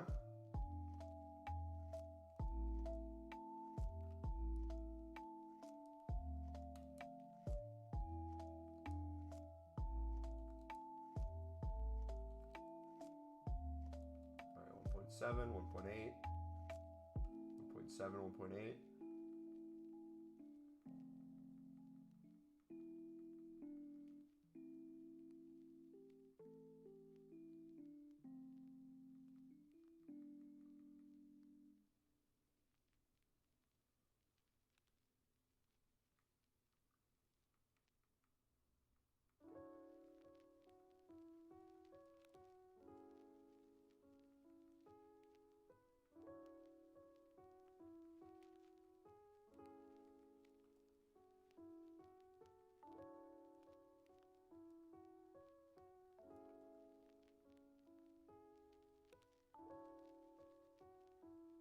Also, too, if you guys want to make stupid amount of coins and you're sitting on a few mil and you really don't want to do anything for the next few days, when you see gold libs that are normally extremely expensive, like a Cavani, you can pick them up for way cheaper than you're used to seeing and you're familiar with kind of the price ranges. If you think they're on the low end, you want to pick up a bunch bulk in stock, list some for lazy list where you're still making good coins and you can buy more if they sell, but wait for him to have player picks go away and him shoot back up in price. Like 2K plus. Pushing 3K again. Make some really good coins. They're around 11,750 to 25 2000 or 12.5. Somebody checked. It's 2,500 for Cavani.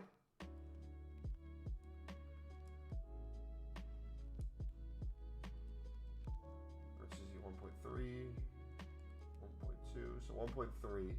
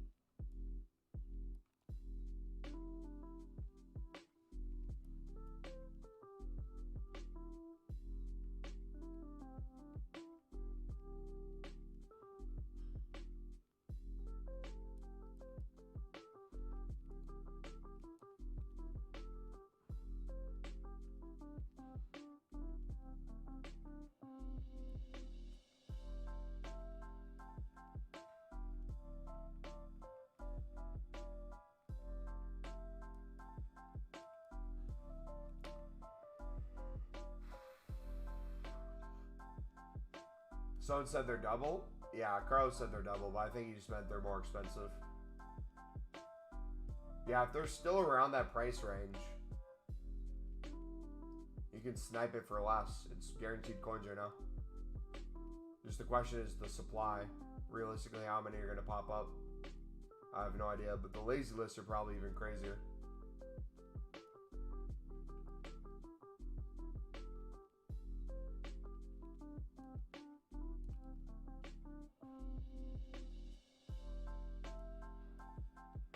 Alright.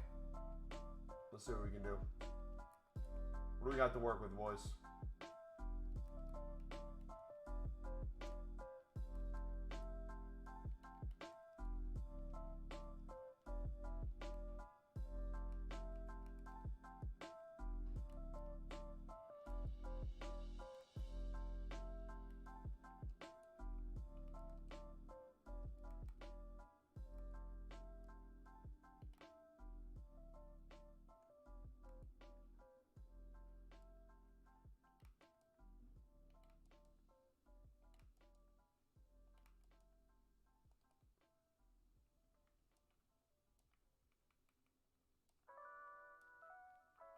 Save is 74.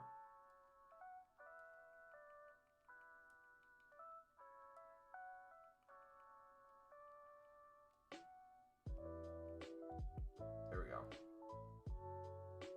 Chemistry I still think we'll be able to get.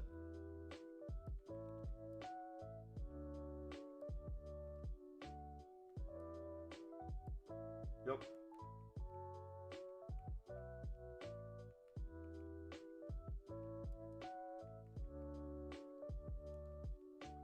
If we get Solomon for 2,500 plus, that'd be insane. Reno's 1.7.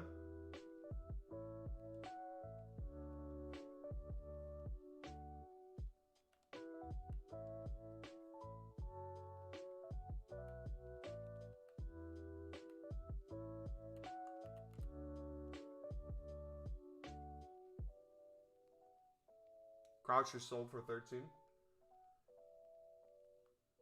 Boys, this is what I'm talking about with the gold lid method. Look at that.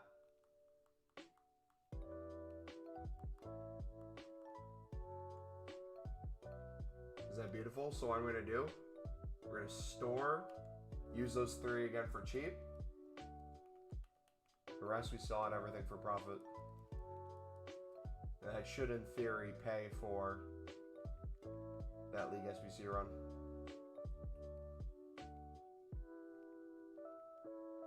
Wait a second. This was 1.2, right?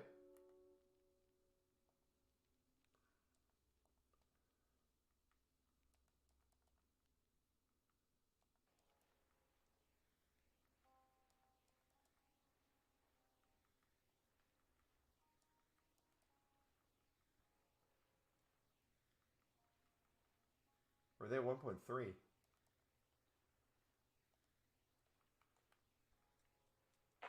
I'll try 1.3 first. Yeah, they must have been 1.3 if we were doing 950.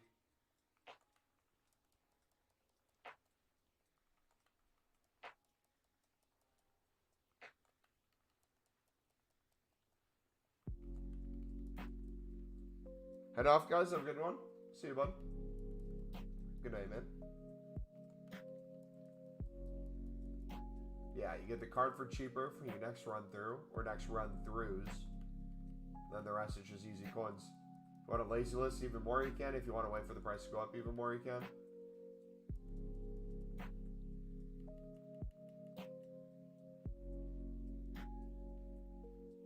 Look at all these open bids. Try to win these right now, guys. I won't bid on these if you want to go for them. I'm looking at two things. I'm looking for the lowest buy now prices in the last like 5 minutes. I haven't really seen anything under 1.5. I'm gonna do 1.4 though.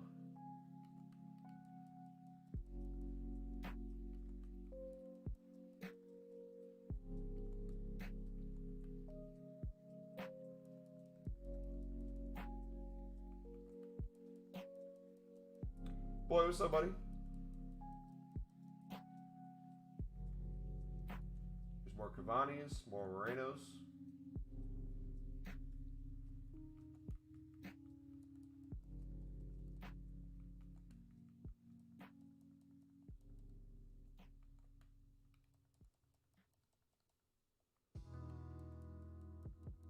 I like this vibe.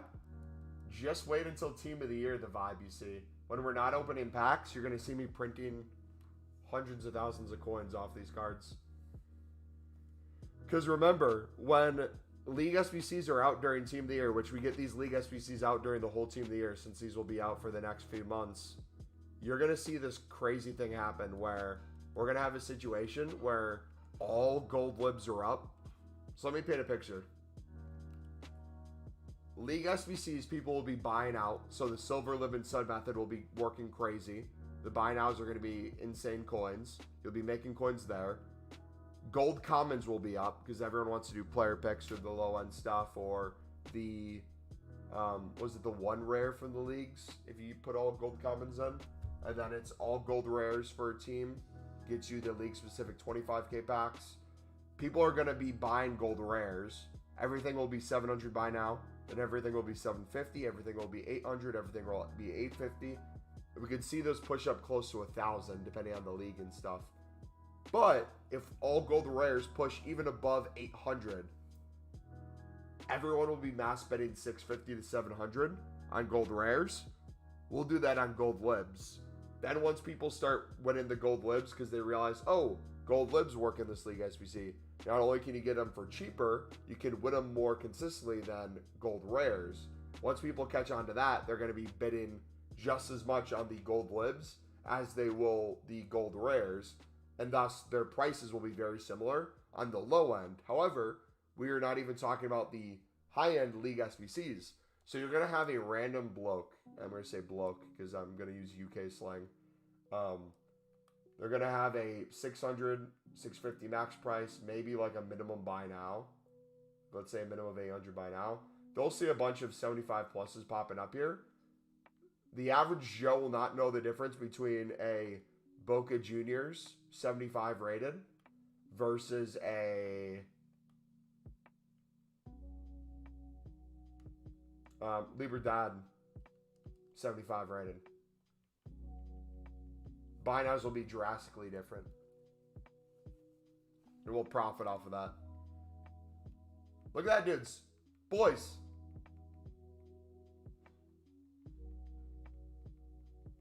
We're making a minimum of 450 coins in every single one of these Morenos. Fernandez, we made a minimum of 350 on each one. Look how quick they sold too. We undercut. Could have sold for more. Is that crazy? You got an 87 FC Youth player. Nice. Is that your highest rated one? I'm assuming.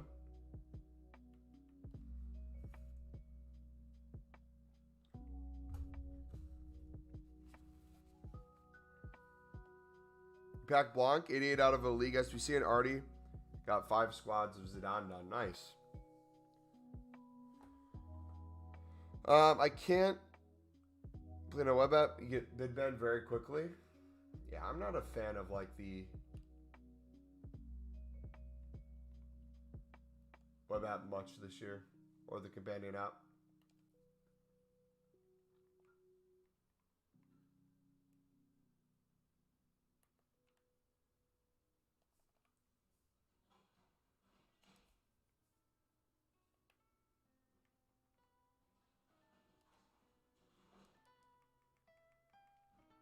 All right, let's use the League One cards.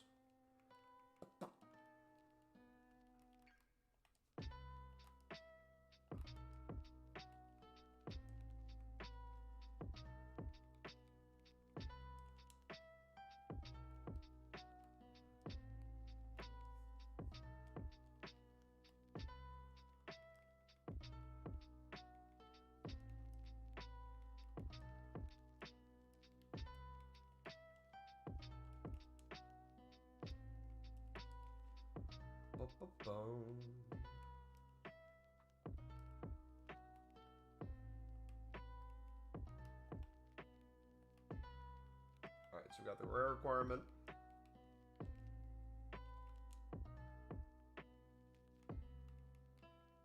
I love that these prices are up. Again, you might look at prices of Eredivisie in League One, I'm assuming too, like the bronzes and silvers that are up, and be like, that's a bad thing because you're spending more. But it just gives you more options to use these for sniping methods. Like, give me a second. Once we finish this, before we hit submit, I'm going to just sit on a filter for a minute or two and see what pops up.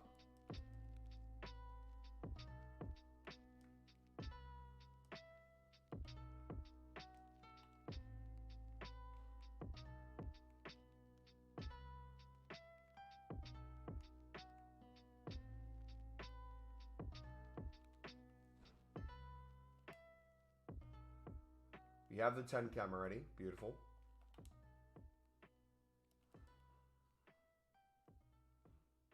Do we have the rating? We will have the rating no matter what. Beautiful.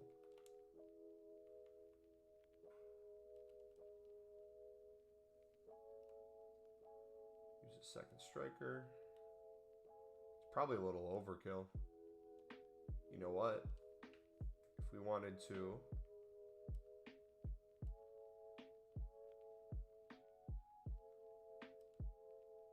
save a little rating, we could do that. I'm gonna set on Eredivisie. Everything's going for 400.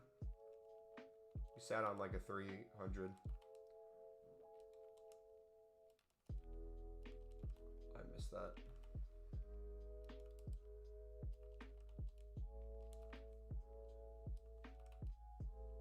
Many cards in your club? Under 1,000. My wife found a really cheap Lib League SBC squad on PC for only 5.7k. Already done 4 times for a max 6k. That's good and all until that becomes expensive. Then you need to find a new one.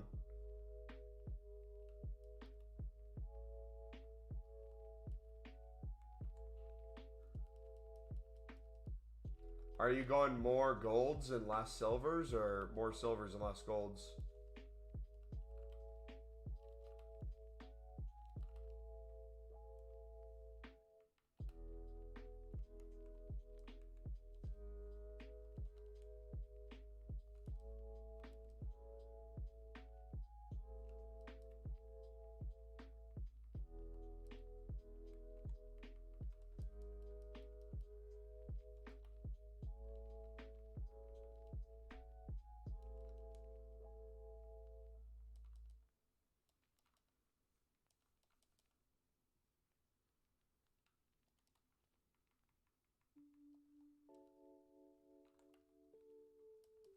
You know what? I wonder. Hold on. I wonder if the high end... We're going to invent the method right now.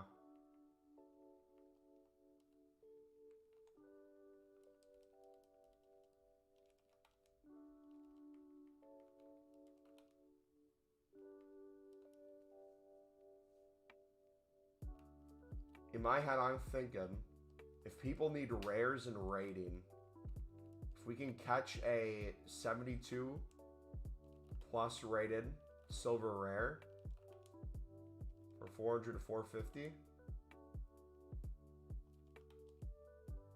it's in the 59th minute, we might get a very popular team being used that people would be willing to spend a little more on.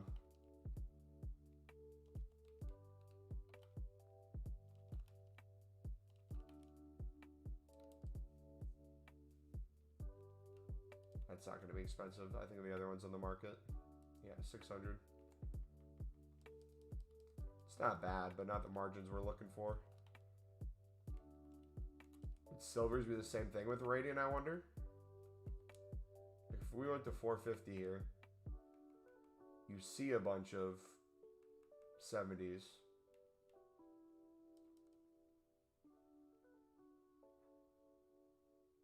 How did we win that?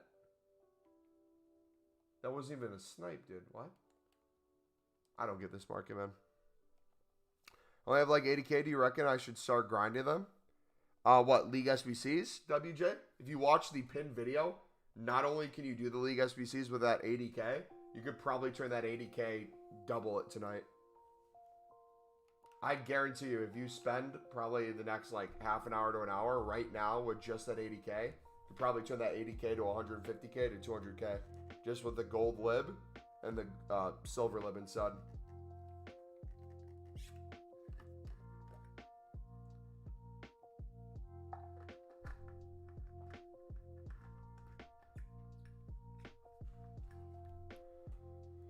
Should 1v1 with our Evos? I feel like we need to evolve them even more before we do that.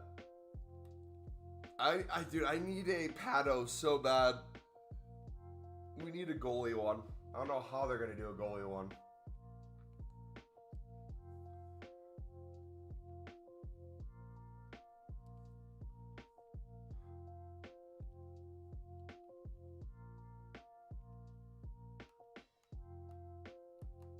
My back line needs a bump.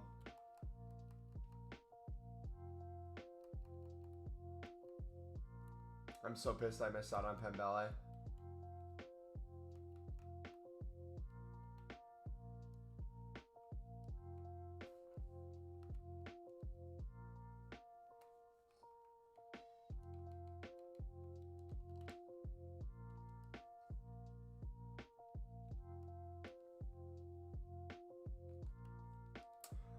What? Sorry, did you say the premium mix one? The pinned video in chat, it's also should be, I think, the first link in the description, is the premium mix league.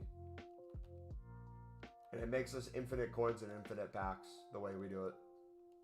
So if you never want to run out of coins and never run out of packs and keep doing it nonstop, that would be the way I'd recommend doing it. We break it up step by step, each section. How you can make crazy coins with different parts of the League SBC. How you can do it for cheaper. How you can sell it for a huge premium. And it has chapters in the video too, so if you guys ever need to go back to it for some reason, but you don't want to watch like the whole thing, you can skip to like the lib and sud section for just the trading one. Said the best player or clubs in the world. I got 179, 77, 76, 70, 72, 70, 72s are like 600 max and 400 on bid.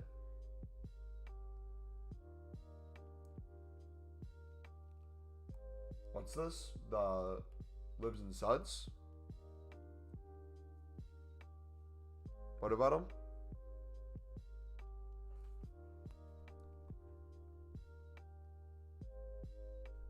What, out of curiosity, the 72 that you picked up for 600 max, what team is it?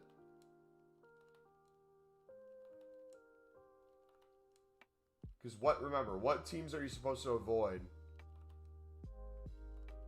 for silver lib bidding?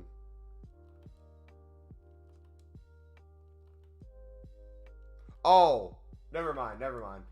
You're talking about something different. Gotcha. I thought you were trying to say that silver lib and sud's not working right now because what you're picking them up for, I bet, is close to their buy now. I misunderstood what you're saying. My bad.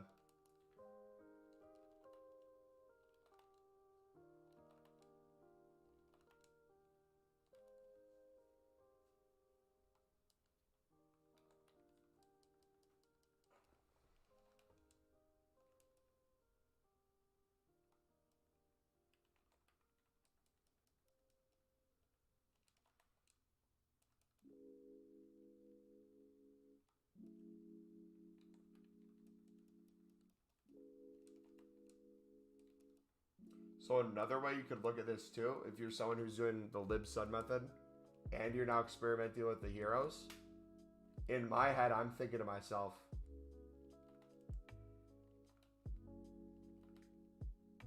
every hero I snipe is a bare minimum 1 to 2 lib suds I can pick up to use for the League SBC.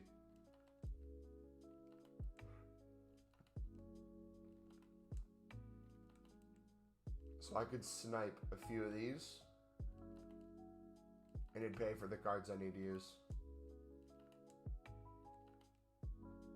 If you're trying to save even more time and just go with coins.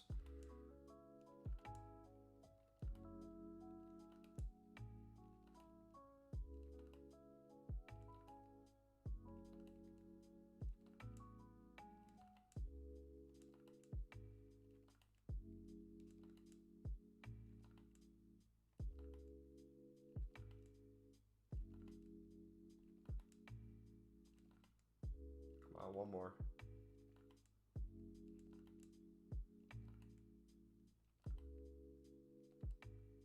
Let's go.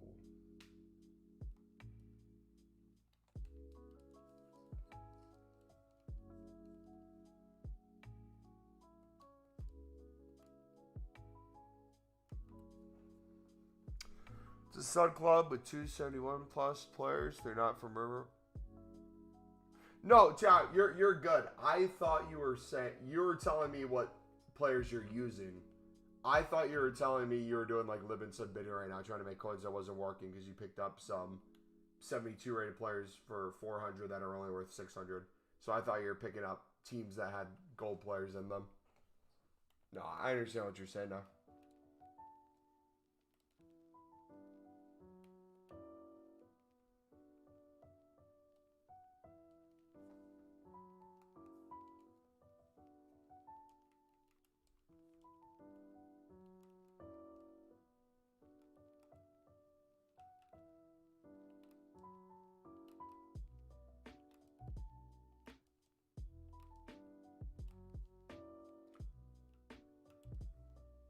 Like an hour, they're cheap. Now I'm happy. I wonder if you just focused on some teams the way we do the gold lid method. If you did that with the silvers on a certain team, I wonder if you could like double or triple your coins with just the variations of prices. Like if it's not the cheapest solution right now, but then it becomes it and they all jump in price.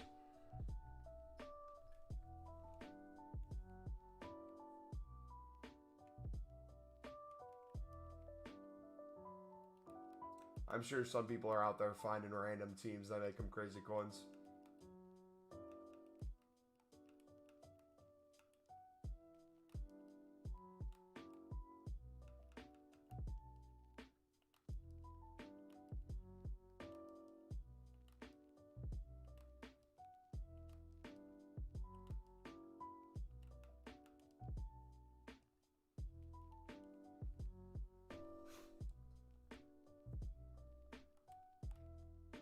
Alright, we can do 3 of these a day.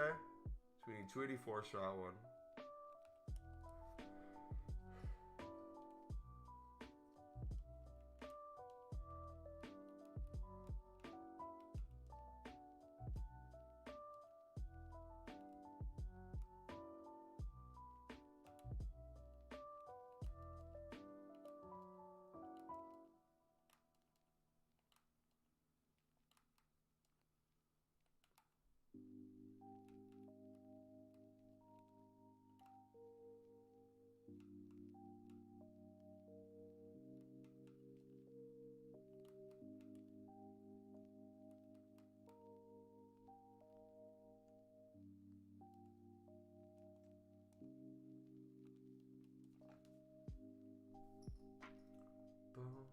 Boom. Searched for like 20 minutes for the GP teams and players, and I did it 6 times already for max 6K. With you in the background, it's lit. Have you seen that the UK police are investigating online sexual assault on VR chat? Yeah, I saw that. Not only did I see that, I saw the viral posts or like people saying like me too, and like what their sexual assault experience online was, and every single one that I saw that went viral was Ben Yedder in Ultimate Team for the last like 4 years. Every single weekend.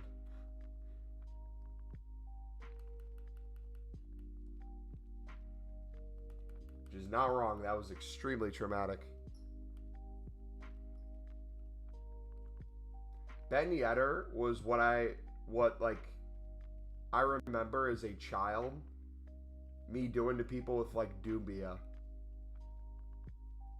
But the only difference is people would have like Team of the Season Ben Yedders, Player of the Month ones. I just had a gold Dubia.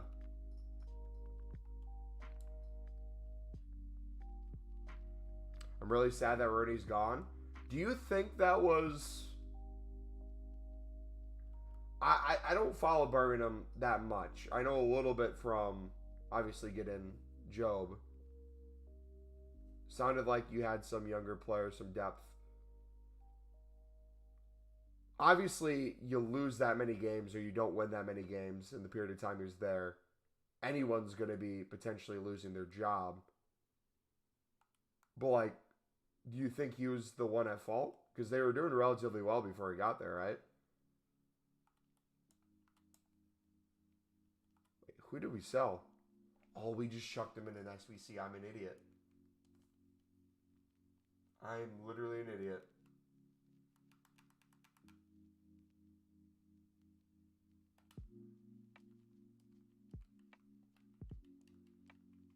Oops.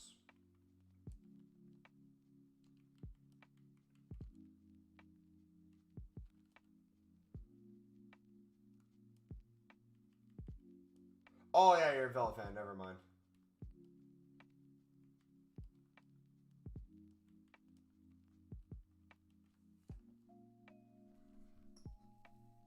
Stupid PR appointment.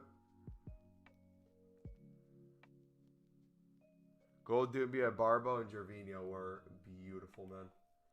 Even like the Brasilver days, the amount of money people would spend on Brazilian silvers was crazy. It was so much simpler back then, man. Like, obviously pros and cons. Grass is always greener. Yeah. But there was like a certain level of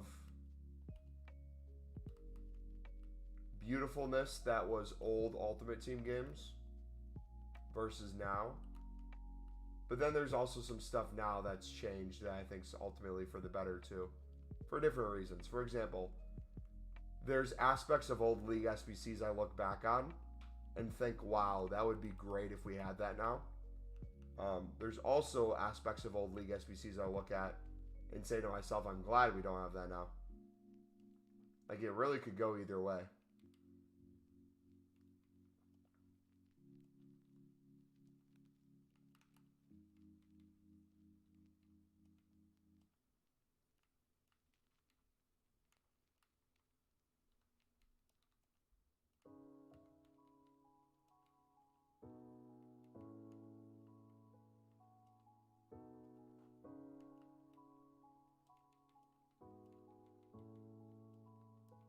We need to do that 100K pack before it's too late.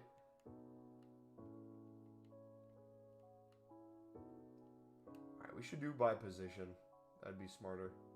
So we need a cam.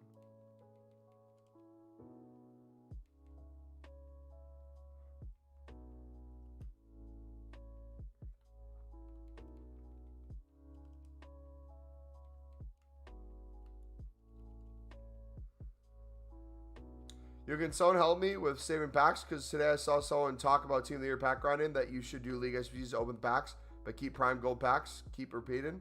Dupes, do 85 double into the PP. Ultimately, bad luck. You can kind of do it however you want, brother. There's different ways each person's going to grind. There's some things they might want to save, some things they might want to open. If you want to see our specific grind of what I'd recommend anyone to do to make unlimited packs, essentially unlimited coins too, while you're also saving for Team of the Year, whether it's the final pack, whether it's a couple, maybe you want to save all of them. That's all available in the pinned video in chat if you need a resource.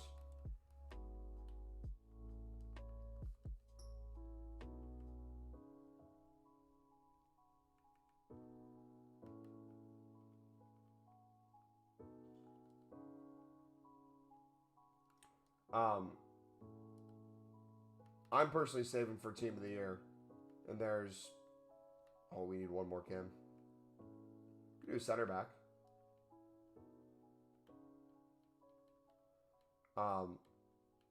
There's a bunch of different packs I'm saving for different reasons. So, it's not all League SBCs by any means. But League SBCs can be a ton of 80+ guarantees, which will be really nice. Okay, we could do another Cam. We could do a left back.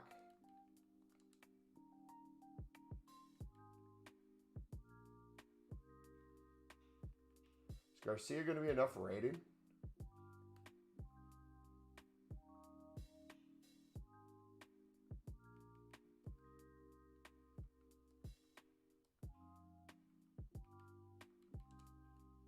Let's just do this. Let's do this the easier way. Let's do gold rares. Concept.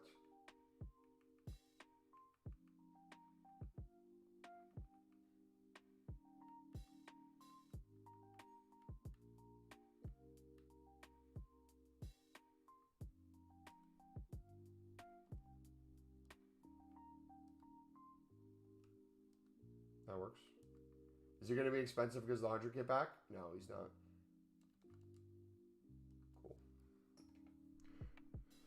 Kevin, what's up, buddy? I legit pay 100K per first owner FC Youth players? Yeah. You're slinging off Blues players saying it was their fault and not his dad's? Oh, yeah, the...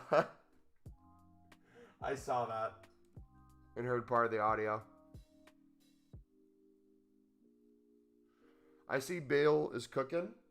I mean, to be fair, he's not really cooking and he's not doing poor.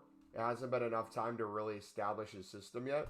We're essentially playing the same brand of football we've always played, and they've practiced a few times. They've probably had more games than practice over this holiday period, so it's too early to judge one way or another. But honestly, if you're not looking at his history or potential other coaches we could have gone, the idea of him and his appointment isn't bad in general. Because you're looking for a coach, not a manager.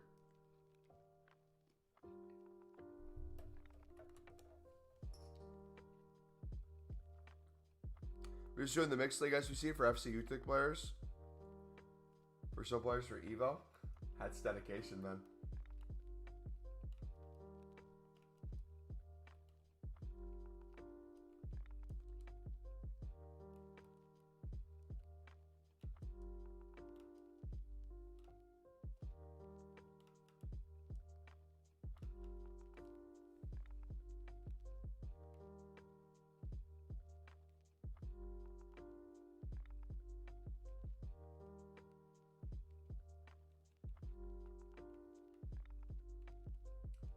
Cam.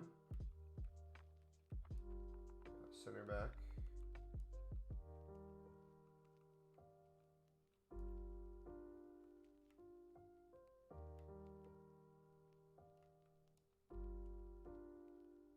Two more rares. We have some Bundesliga cam right now. Got 4 there. For 2 rares, we need 1 more rare.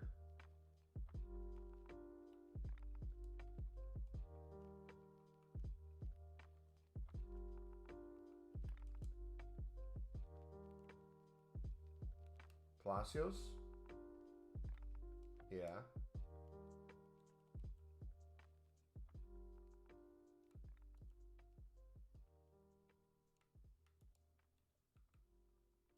There we go. Then we could do the Serie A players for the rest.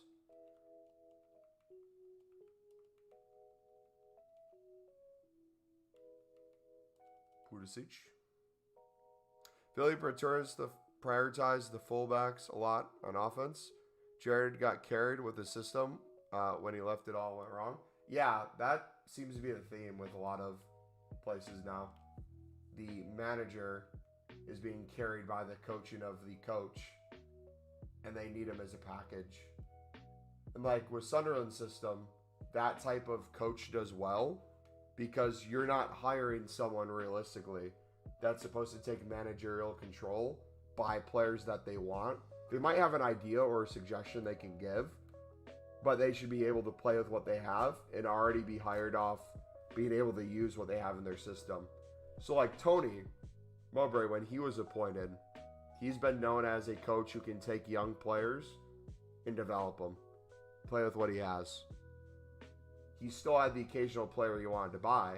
Bradley Dack's the reason he's a Sunderland player is because of Tony Mowbray. What to flip on? Silver libs, silver suds, gold libs, special cards, heroes. A million things you can flip right now. Did like 50 runs, just got Taylor Booth. Tub for Soder. Watch it be one that you can't even use in an Evo as well. That would suck.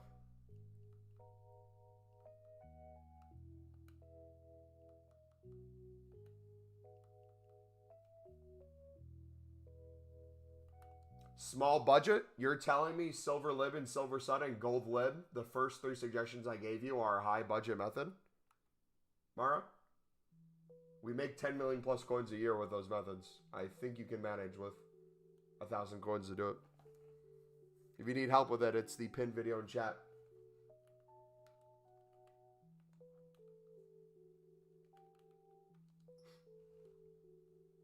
Did him already? He's a 71 now. I'm curious to see, you know how people tweet about all the like best possible Evos of people in past that were 100% never done? Because no one would ever know. I just wonder what the state of Evos is going to look like by the end of the game. Because surely by the time we get towards the end of the year when everything's back in packs, they'll probably go crazy with Evos too, right?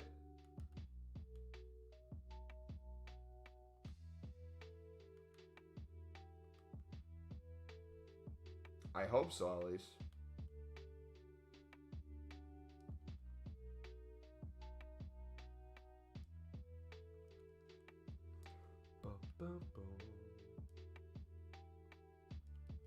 What are your thoughts on Taylor Booth as a player right now?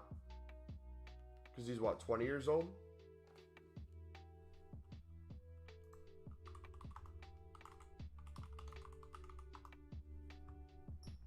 He's 22. Starting to slowly break into the men's national team picture. Not team. Picture of it, so more of reserve, potentially coming in off the bench. He's impressed when he's been in so far. We have some expedition games coming up before Copa America that I think he could excel in. Needs more time. Does he play a lot or does he come in off the bench? What do I do with the players from tradable packs? If you want to sell them, you can. If you want to use them right back in the league SBC or other upgrades, you can do that too. It's completely up to you.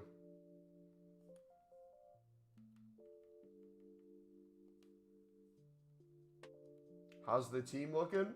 The most fun I've ever had on an Ultimate Team when it comes to a team ever at this point of the game. I don't think it comes close.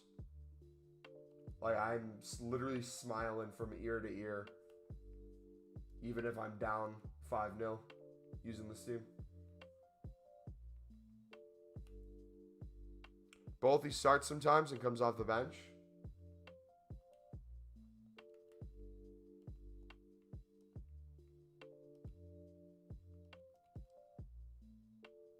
There's a player there for sure.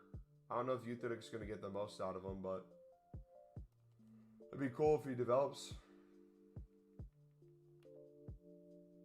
Yeah, dude, I'm hoping. So they did. The leaks are coming out, and all the Twitter Ultimate Team pages are saying that it's not given a time period. They're just saying what cards were basically guaranteed.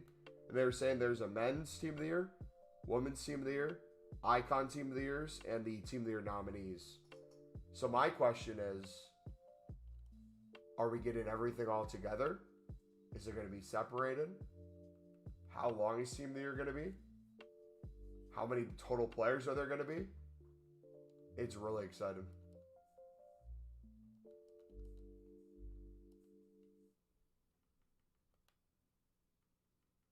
Imagine it's all together at the same time. How crazy would that be? And still nobody packs any because of the pack wit.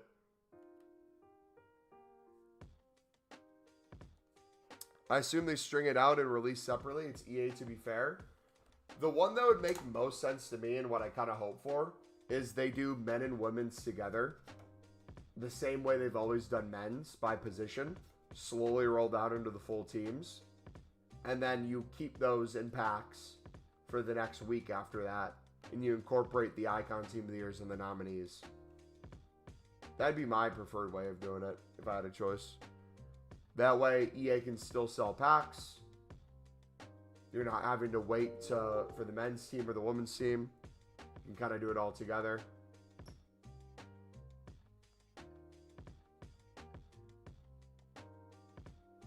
Pretty cool. Yo, thank you for the sub. Welcome to the lead army, bud.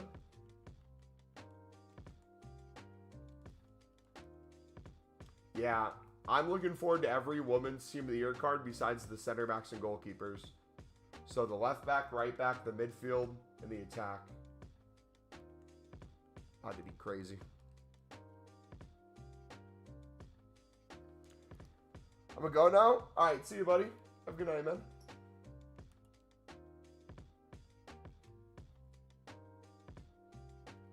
Yeah, is the women's team of the year essentially going to be Sam Kerr and then Barcelona?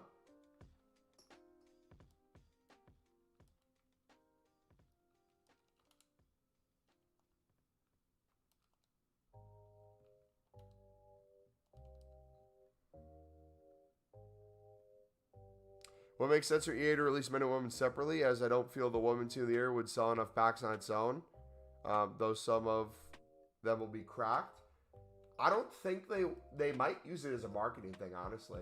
If they did do them separate, I think that's people's assumption is like people wouldn't want to do it for the women's. But with how cracked women's cards have been in the game so far this year, I almost wonder how many people would prefer not like promo to promo, but player to player. If we look at the 12 men players versus the 12 women players, what the price of each card is going to be, who's going to be in whose team.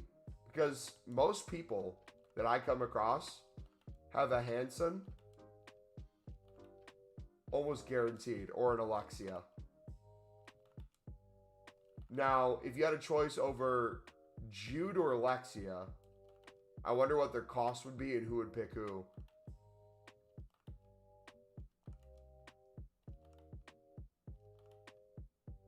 Just sub? Hey, appreciate it, man. Thank you.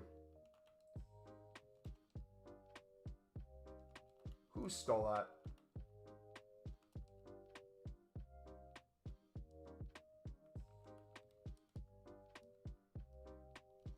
When I open the packs, do I sell all the players or just ones that don't go to the SBC? WJB, there is no right way to do it. You can do it however you want.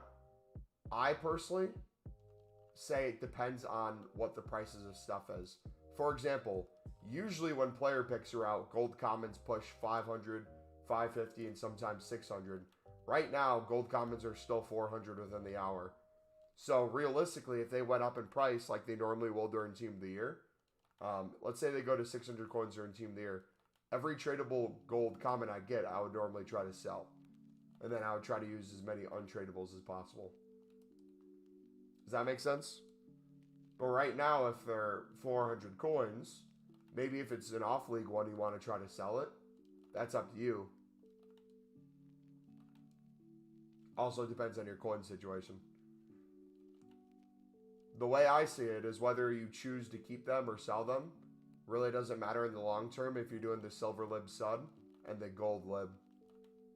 Because that should generate more coins than you're spending on the SBC every single time.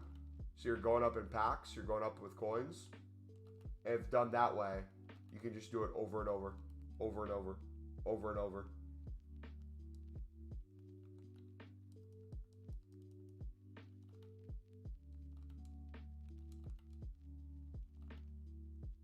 Then don't forget too, if you're doing the mix, you can do the mix from that. You'll get a lot of the low end in the premium Electrum, or the prime Electrum, I mean. If you wanted to just not do that at all, you could start doing not only the daily gold upgrades, but if you start doing the premium silver upgrades, I bet you'd have a ton of silvers that you're getting over time that are in off leagues that you can chuck to make some 5 gold commons. That could get you team of the weeks for some of the bigger SBCs that come out. That could get you some league SBC cards to put back in so you don't have to buy them off the market. That's just with your existing players.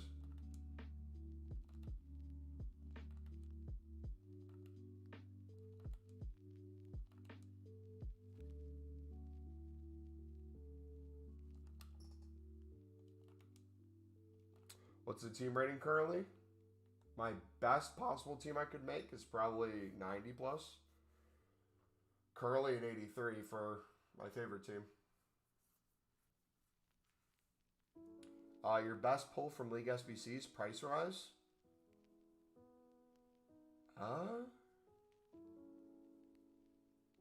So far this year, any team of the week, 40 plus K.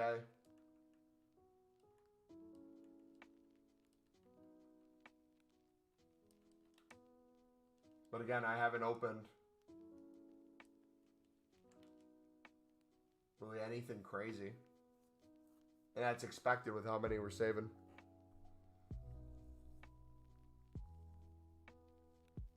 What makes those low heroes sell at 13K and what makes you buy them and list? Lazy list, extra coins for the grind? Yes to everything. It's something we're experimenting with, so I don't have a video on it. I'm not actively promoting it. If people want to try it, they can. But I've noticed when I did my 10.75 and 10.5 sniping method, which we have a video on that if you guys ever want to check it out. It's in the trading playlist. I notice... Oh.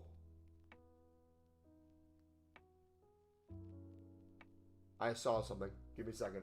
I noticed that I would see heroes quite often pop up for 10.75, which was weird to me because I've never really seen that much before. So I started paying attention to it. Then I see they would go back up in price to like 12 to 13K. I was like, interesting. So anytime I could snipe it for 12.75, I would lazy list for 13K. Then what I noticed was I would get a ton of sales off of them throughout the day. I was like, huh. I wonder if I could do that with higher prices too. So I started going to ones that were just on the market for like 11K. And they wouldn't even be an instant buy now. They'd just be there for a few minutes. I'd buy a ton of those, list them for 13K.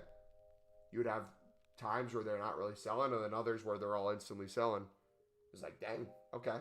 So I'm going to see how much I can make per card. I'm going to do ranges. And we worked it to the point where we're getting bare minimum 600 per card. Max over 1,600. Depending on the price we're doing it with. So it's just printing us coins. We went from, I think it was 1.5 the other day, to now we're over, well over 2.5 million. So we made over 1 million coins in the past week.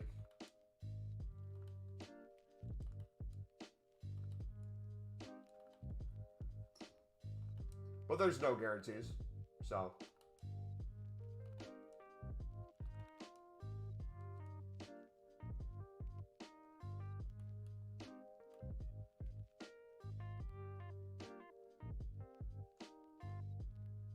Finally finished a bop last night with under 100K spend. GG, man. How do you get Libertadores and Sudamericana players? Mad JD, the whole video is pinned in the pinned comment if you need to check it out. We go over the filters we use, how you can pick up the cards, how you get them on extreme discount versus the buying out prices, how you can make crazy coins on it, and how you can save a ton of coins on League SBCs. I'm fearing about the derby because Newcastle has been shocking this season. Is what it is, man. The assumption is the amount of money Newcastle spends, they should walk over Sunderland. So if they don't walk all over Sunderland, it's a disappointment from Newcastle's end. So that's really all I gotta think of going into the game.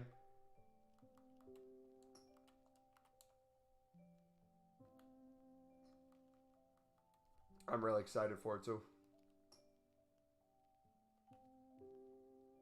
You saving packs? Yeah, I'm saving a crap ton.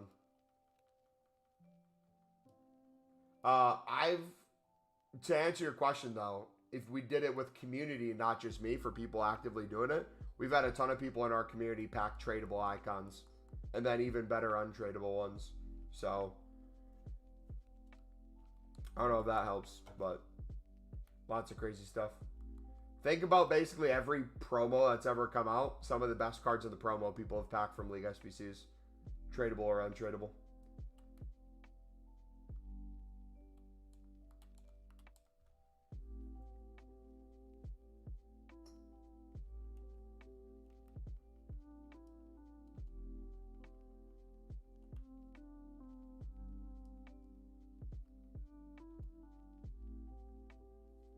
On PC, and the time on the cards is way higher.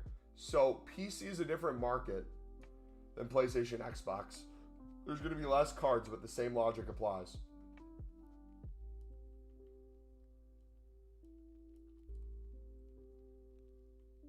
There's still people doing League SBCs on PC. There's still a value to the cards. The exact price might look a little different from what you're bidding or what you're selling, but you'll get used to that over time.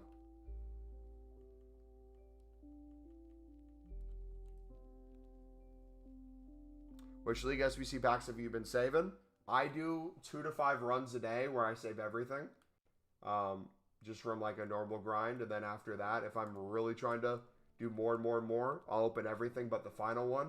Or everything but the final in the Prem and La Liga.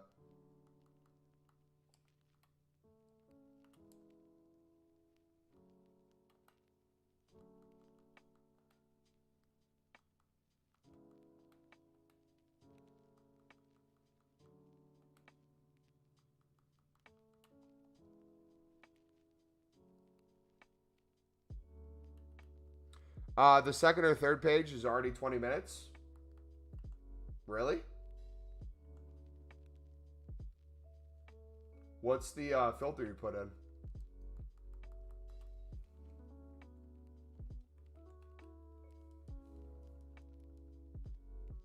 You're also doing it later in the evening in the UK, so realistically, there's also way less cards on the market now than there usually is.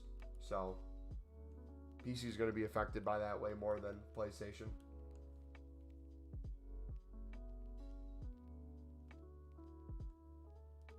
But mess around with different filters. Sometimes cards pop up in different ways.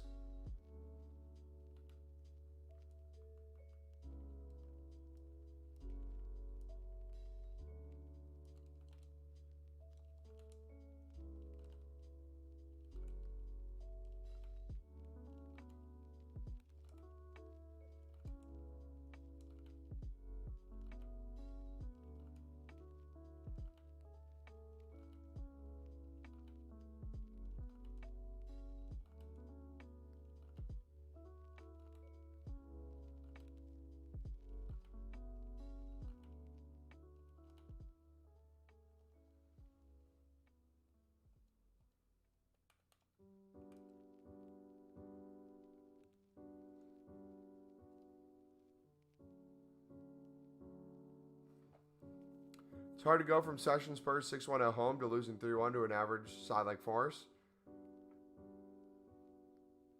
I mean, it's not... Okay. I'm completely biased when I say this, but it's not even an unlucky thing. You can say to a certain extent there's unlucky when you buy a player who had a gambling addiction and got caught. You can say it's unlucky with injuries. But ultimately, Newcastle's position is very clear. they, without earning it, but through ownership, have purchased a lot of players through their owners putting money into the club. It's something you can do as long as you're not breaking financial fair play laws, which will be investigated surely at some point, if they haven't already been. But with that amount of money, you're essentially expected to buy results too. And when you spend that much and you're not actively getting the results people expect, it not only looks bad for the club, it looks bad for football in general too. Either way, I think it looks bad. Because if they spent that money and they started doing well, and they spent even more and they started to do even better, it would set an even bigger precedent for people to keep doing that. But for footballing reasons and for being a Sunderland fan, it's nice to see. And I think the FA Cup is a perfect example of this. That there's an ultimate equalizer in football, and it's the cup competitions. Does not matter that a single player on Newcastle is more than the whole Sunderland club's value. Sunderland can show up at the Stadium of Light on Saturday and win the game, and none of that matters.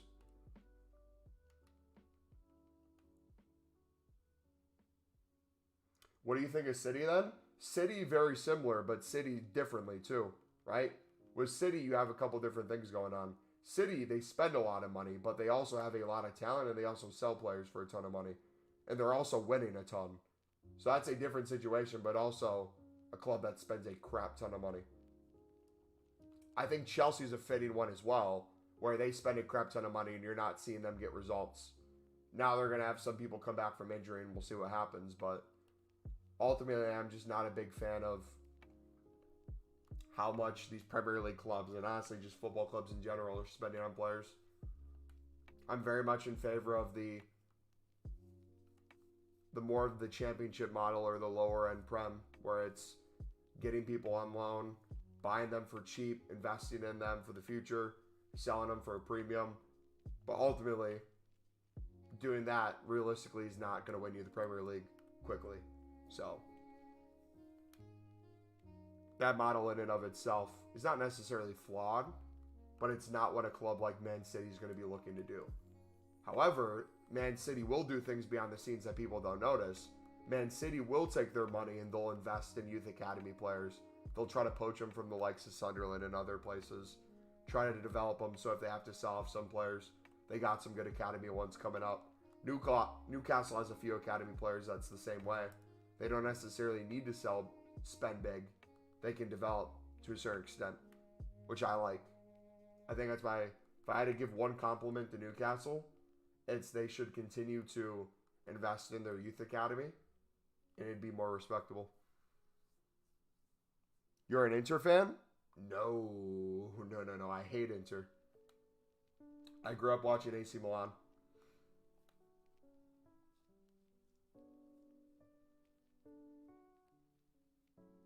Support Liverpool since Roy and Kenny days, and building just takes time. Yeah.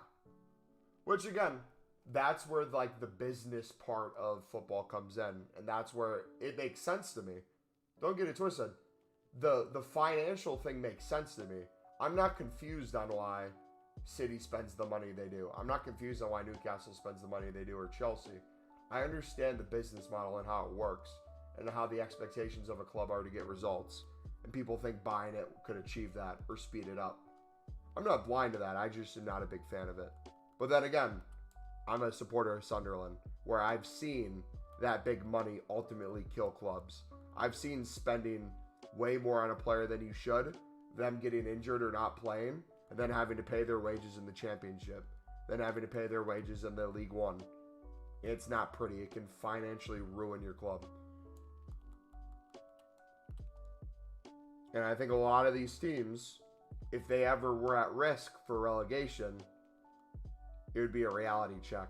Like, it's fun to make fun of Chelsea, but ultimately, if they win, lose, or draw, the meme is their 10th place. Imagine if they were in a relegation battle with, like, Everton. How different that would look. Imagine if City did get found guilty of, like, 100 different financial fair play, and the result was they had to get relegated. It'd be very cool to see how those clubs restructure. What would be more intense, Newcastle and Sunderland fighting for the title or relegation? Realistically, title would be only achievable if Newcastle lost a bunch of funding and continued doing poorly and got relegated, and it was a fight in the championship for both sides, or if it was the next 5 to 10 years in a rebuild for both Sunderland and Newcastle into the Premier League.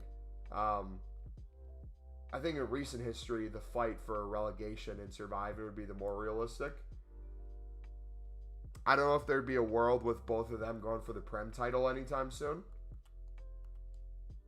But I think the relegation one adds a different element to it. Like, don't get me wrong, winning a trophy is amazing. And it's one of the greatest things about football is having competitions that you can win. But there is something about relegation and promotion that I truly love. And once you've experienced the highs and lows of it, that I think sets a higher precedent to play for that most clubs don't get to experience. So like if you're Burnley or you're Everton,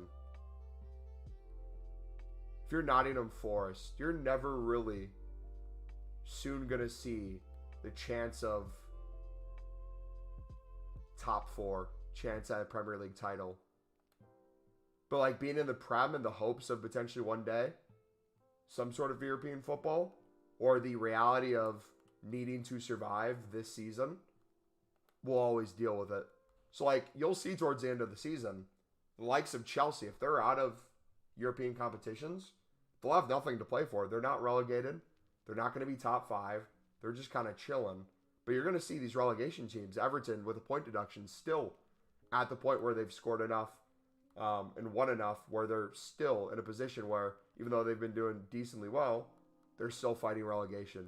You have all 3 teams that came up from the championship last season all fighting relegation. That's going to be huge towards the end of the year. And then in the opposite end, you have the championship where you have all the teams that got relegated fighting for promotion, whether an automatic spot or playoffs. And it's extremely close right now. And you're going to see a lot of championship players start getting poached during this winter period.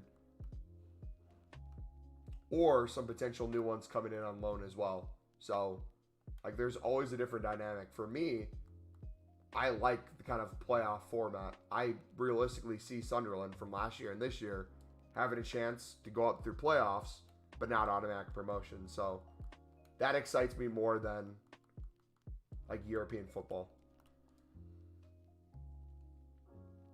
Let's hope Sunderland pull Leicester. I miss Leicester. There's a, is it in Ukraine? Might be in the Ukrainian Premier League. I think they're pulling off a Leicester there.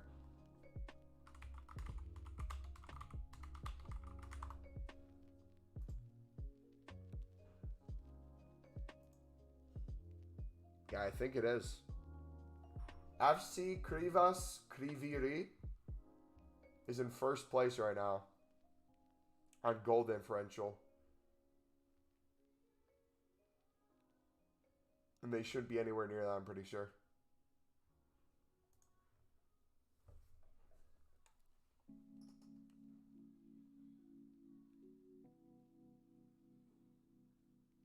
I don't know. I think the history of football is cool too. Like, as much as it sucks if you support a club that like gets relegated, it's cool to see like the history of what got them to that position.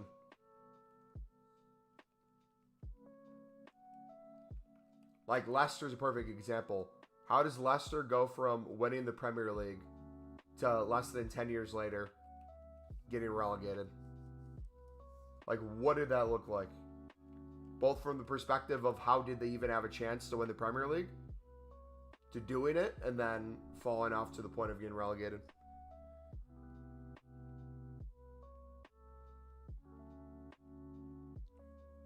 Dude, Vardy, say what you want about Leicester. Say what you want about Vardy. You can't question his dedication to the club. He's on his final year, and I think he still wants to sign for another one if Leicester doesn't get promoted. I think if he does get them promoted this year, he's gonna... Would he retire, you think? On that?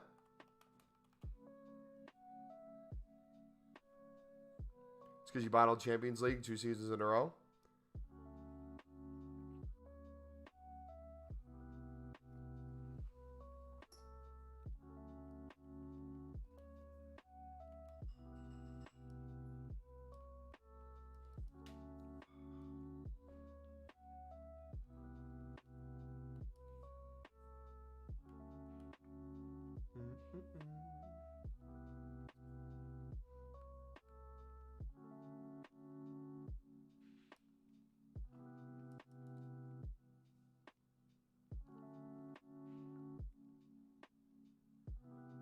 Oh, Anthony's a Newcastle supporter too? Dang, dude, I'm surprised at how many Newcastle supporters we have in our community.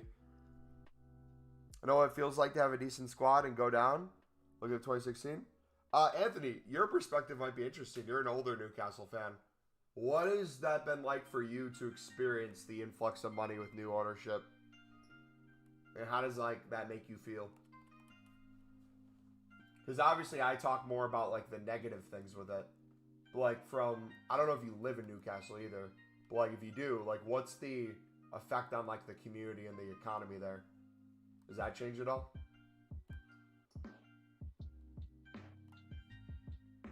Might sound bad, but I support City. I mean, okay, can we be honest with each other? If you support a club and they had an influx of money at some point, or if they do something that you disagree with, I think you can still support the club, still support the football team, and have differences of opinion and understanding from the ownership. I think both things can coexist perfectly fine. I don't think anyone has to just confine to what their ownership wants and not have an opinion. I think the act of having your voice being heard speaks volumes for football clubs. Where my disagreement comes in is when you see people just, I don't even know how to word it,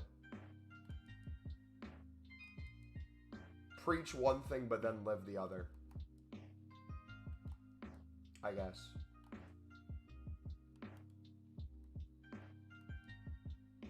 I think you can be a Newcastle supporter, maybe have some disagreements with how you're getting the money, be appreciative that you have the money to spend, and let's be honest, they've spent money, but they've also developed some players. Almiron from Atlanta was a fantastic signing. One of my favorite players in the MLS. Sadly, had to go to a rival team, but was a beautiful purchase. Who is the same team?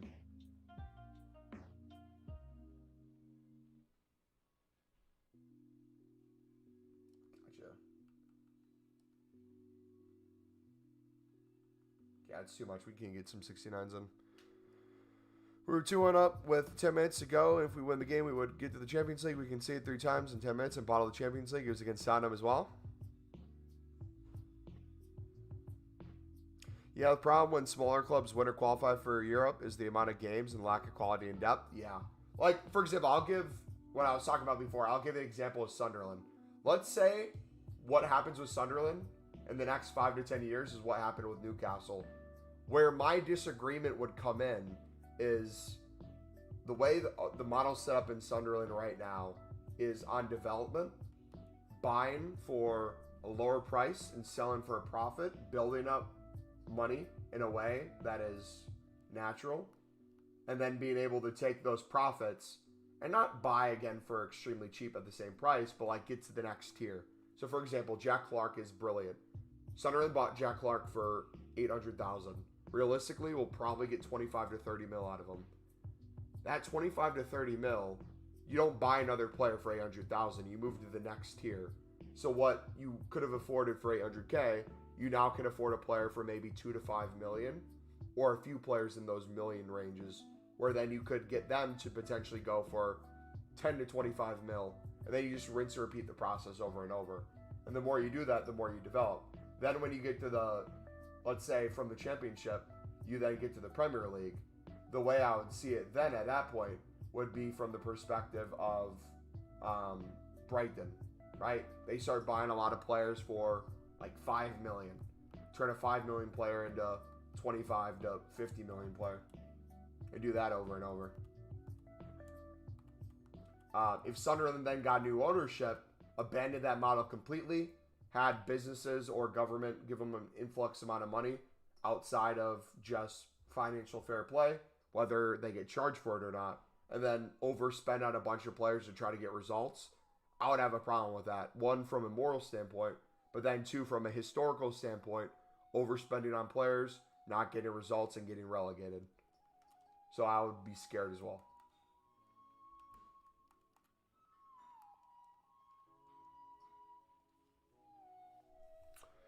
I live in Australia, and I feel that out of all the clubs that deserve new owners, it was Newcastle, since we were such a big club until actually ruined everything, which including those 2 relegations. I support Watford. I've been doing a Watford Evo this year. What team do you support? I'm a Sunderland supporter. Look at us. What Watford players have you evoed? I'm going to pull up Watford right now. Why do I do the lib first? You can do it first, you can do it last, you can do it whenever you want. I just did it because I completed it just last time and I had the golds ready to go. Because we made like 10K on the gold lib method. So it paid for itself. This is a cool feature that Footbin has if you guys didn't know it existed. You can go to FC24 Evolution players. Not only can you see the high-rated players here potentially in the game, so there's a chick that's a 96. Look at this. Look at those stats for a 96. Isn't that crazy? You can see the Evo that got her there. But not only that, you can do nations, you can do leagues. So if I wanted to make, let's say, an American team, I could do the United States. A lot of women players are going to be on this list, but look at this. Taylor Washington. My goodness.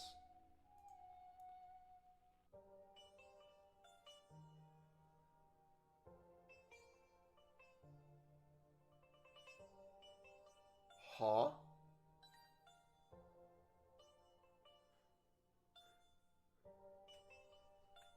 That might be the worst 93 I've ever seen. Excuse me? A 93 with the best stat is an 88 pace. Bruh. But no, you can do this for, let's do... He said he was a Watford supporter. Let's do Watford. So, realistically, the best one you could have made is Imran. A version of him. Look at that passing and dribbling. Absolutely cracked. You can have like a ton of different Evo pass.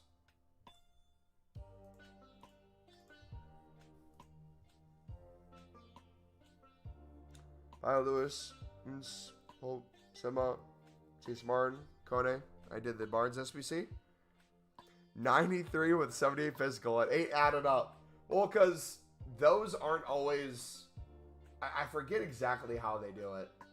It's not accurate, though. And the more you do it, the less accurate it gets. Which is then why they need to release Evos that don't have a rating requirement. And they have a stat requirement. But then we're going to get to a point. Quote me on this. Hold me hostage with this as a clip if I'm wrong. I have a feeling we're going to have a ton of cards that Evo paths, not that people actively have in their team, but if you look at Footbin, will be like a 98, 99 rated with horrible stats and have no more room to go up in rating.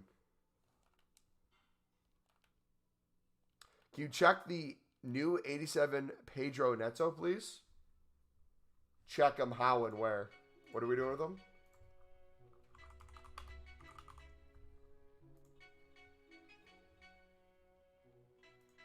Is best Evo?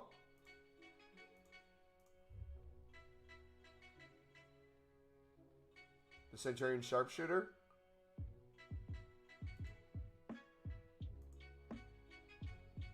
Or this big one? Holy! This is the one I missed out on. Look at this.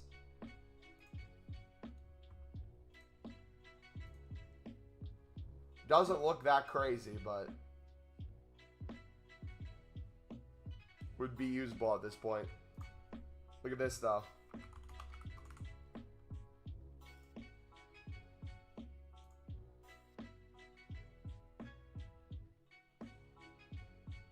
So many good ones in here.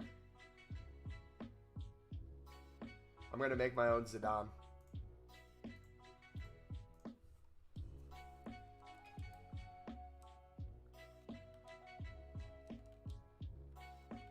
That was a huge W. Where do you put in 84? Inform dupe? There's no SBC. If you need to put an inform somewhere and there's no SBC that you can put it into, I would just use it as 84 fodder and the 85 double upgrade, personally.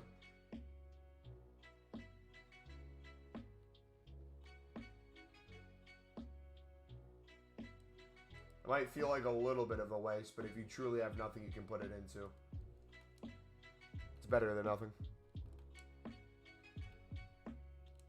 How'd you feel if the Premiership League was out of the game? Because that's what happened with Liga MX and didn't get to Evo any of my home team. I would have an issue if the lower EFLs did. Premier League is the most popular league by far, especially when it comes to Ultimate Team, so that would never be the case. They would 100% fight for that license over anything else. However, let's say it did happen with the Championship. Let's say EFL lost their rights. I would hate the fact that I can't Evo Sunderland because EA didn't want to spend their rights for the EFL. So yeah, I could feel that with Liga MX. I kind of feel that a little bit with Liga de Brazil. There's a ton of Libertadores and Sudamericana teams that we simply can't even use, let alone Evo if we wanted to.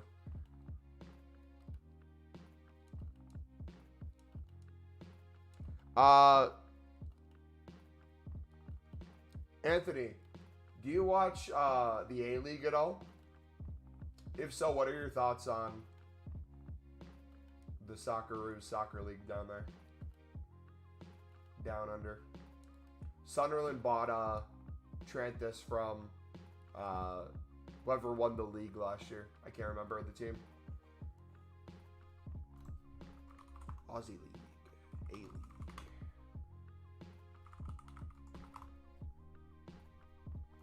It was Central Coast, right? Central Coast Mariners. Dude, I would watch A-League if Australia didn't have the worst time zone known to man. Every game is on at like 4 a.m. At least with the Indian Super League, I could catch them at like 7 a.m. But Australian, I can never watch a game. It's disappointing.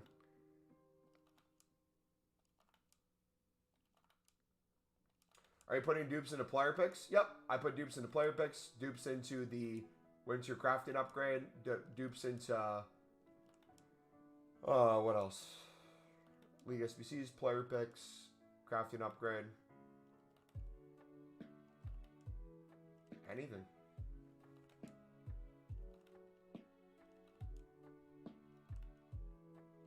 I'm from India. It's 2 a.m. or 1 a.m. to watch a match.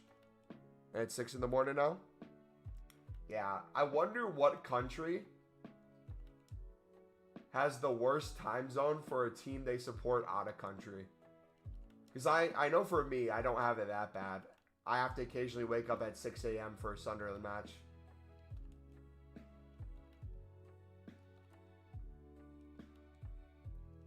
But yeah, surely if you're from like India or you're from Australia and you support a club somewhere else, that has to be painful.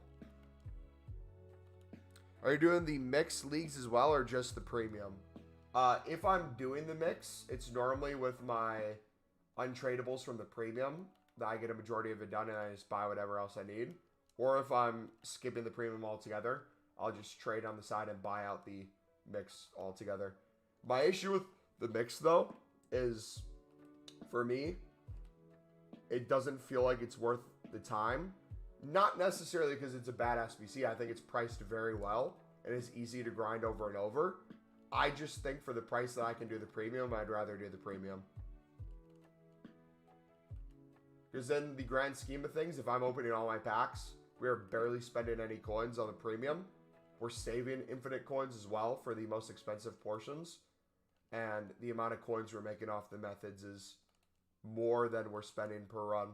So realistically, if we keep doing that way, we're making more and more packs, more and more leagues over and over, and we're getting more and more coins, regardless of a crazy pack pull. What time do Prime games take place for me? So I live in the United States in a state called Wisconsin, where we're in the central time zone. So the UK is 6 hours ahead of me. So whenever it's new content, it's noon for me, and it's 6 p.m. in the UK. So for most football games, the early ones start at 6 a.m., 6:30. The standard ones, 9 a.m. though. So that would be what? 9 a.m., 3 hours past, that would be noon. It'd be 3 in the afternoon UK. Kickoff. That's like the standard game normally. Which I don't mind, because if it's a Saturday, I just make a cup of coffee, wake up, watch football at 6 a.m. And I watch it after that at 9. Then there's usually the game at 11 or 11:30. I can have football all morning. And then if I want to watch American football after, like the NFL on Sundays, I can do that. Or NCAA. Usually a lot of games in the late morning / early afternoon into the evening. Then you got like NBA, you got NHL, got a ton of sports on where you could, if you wanted to, watch all day. I'll always have something on. My one, not beef with sports fans, but my one kind of wish was possible is if you take a sport like baseball, where realistically they can play almost a game every single day of the week, and it's not going to affect them to the way like a footballer could play every single day, both American football and actual football. I wish I could watch Sunderland play every single day. That'd be cool. How do you get the money back in the SBC? I've lost like 10K. The pinned video walks through step by step. The lib sud section is not only the most expensive section, it's what we do for infinitely cheaper than the cost. And it's what we make 10 million plus coins a year on from just that alone, regardless of League SBCs. So if you haven't watched the League SBC guide, highly recommend watching the pinned video, because it's going to be the easiest form to make coins and save coins for League SBCs that you'll have all year. And will be a huge help there in Team of the Year too. Yeah, I'm so slow with these. I give up.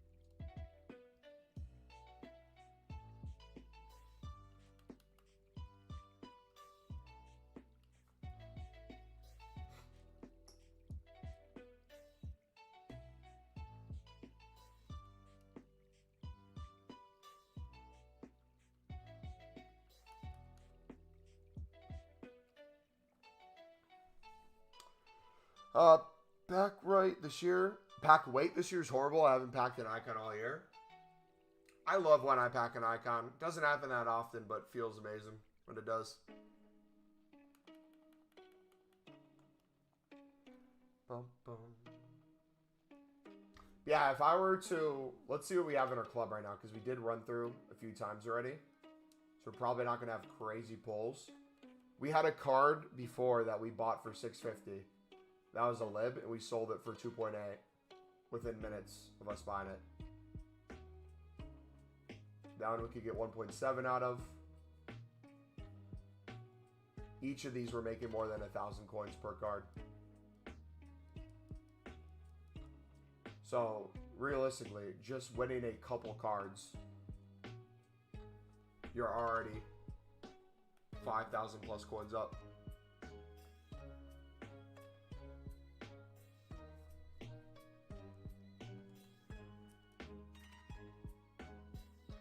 $1K packs. Yeah, we're over 1,000. We're pushing 1,300 right now. Can these packs get Team of the Years? Almost every single pack that I say, or no, every single pack I've saved can get a Team of the Year. From League SBCs alone, I packed at least 7 icons last year. Nice. My issue, I'll tell you what. This is going to sound weird to say, but it's true. With our League SBC grinds, my issue, and it's something that if you do it the way I do it, you're going to have to come to at some point. You're going to get to a point where you're making still so many coins while you're doing League SBCs. You're going to have to turn that off switch and start spending either more to speed up the process even more or find something else to put coins into. Because every single year, I grind everything that I want to grind. We get the best possible team, but we still have millions of coins. So realistically, what I'm trying to change this year for a grind is I'm trying to emphasize Team of the Year more than anything and recovering and building after it. So if we can make even more and more packs this year than we did last year, which last year we made 1250, ended up opening 25 to 3,000 total throughout the whole grind. This year we're going to make a minimum of 1,500. I would hope to open at least 13, or not 13. I'd hope to open at least 3,000 because a lot of these packs that we have saved, we're going to be able to craft something off of it. But I'm also going to put a few million coins into repeatables such as league-specific 25Ks. So we're going to go all out for Team of the Year and then rebuild after. How do you make coins? If you put !trading in chat or you look in the description, we have our trading playlist where we have tons of videos that can make you millions of coins a year. If you want to do like packs while also making coins, our pinned video in chat says, what does it say? How to make unlimited packs with a premium mixed league upgrade. That will not only make you as many packs as you want, you can still make infinite coins with it too. Bare minimum, we normally make 10 million plus coins a year just off of those methods. We've been doing it throughout the stream. Our best one we did so far was we got one for 650, sold it for 2.8K minutes later.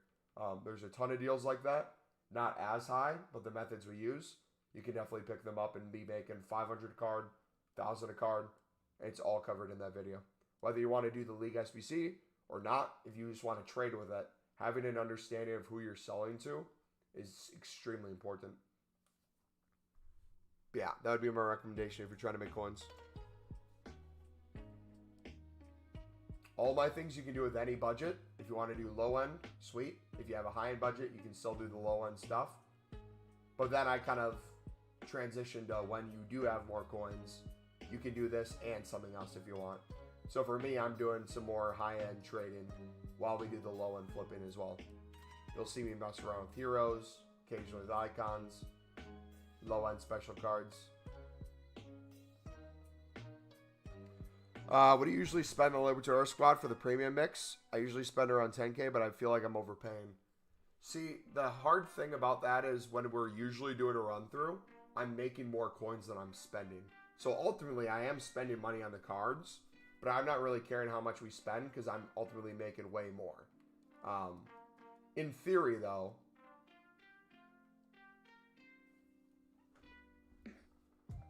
let's see. Let's say 2K for Cavani. Let's say 1.5 for the other team.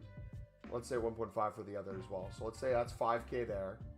I would need 8 other positions.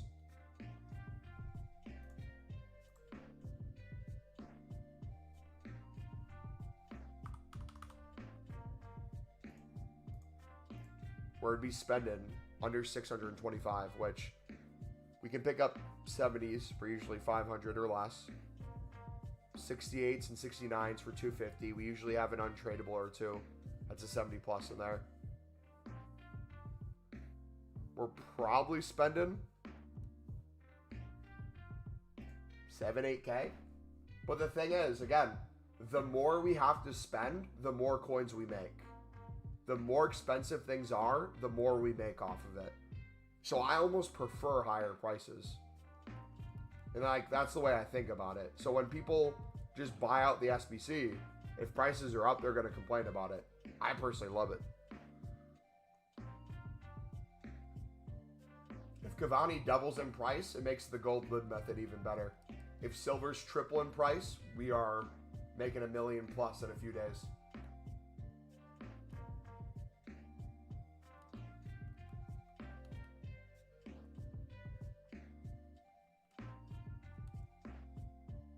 You ever been banned on the web app for no reason? Define no reason. because I've been bid banned, which is always temporary. It's because you're bidding too quickly, but allows you to usually a bit later. What do you mean, like, no reason?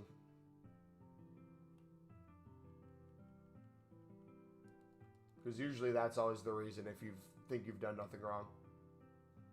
It's usually they think you're a bot because you're being too consistent with what you're doing. So, like, you'll notice us change what we do a ton on here on console 2. It's probably been at least a few weeks, if not over a month, since I've ever been bid banned. The way you get bid banned is doing the same thing over and over and over. We usually switch it up. So you'll see me bid for a little bit.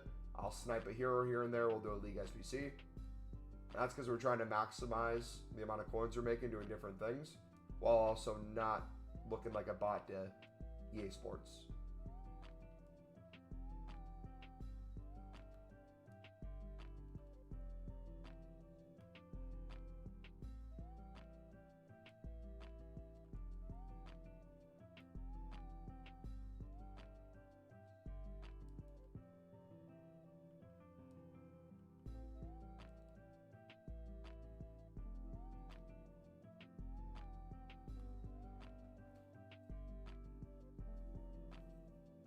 Your videos really helped me out. I managed to do Zidane and I'm doing Eusebio. Want to do Hull as well. Nice, man. I will say, though, the methods can help you craft all of those and you'll be able to get them all done if you grind the game enough. No problem whatsoever. However, I encourage everyone. The route I'm taking this year is a little different.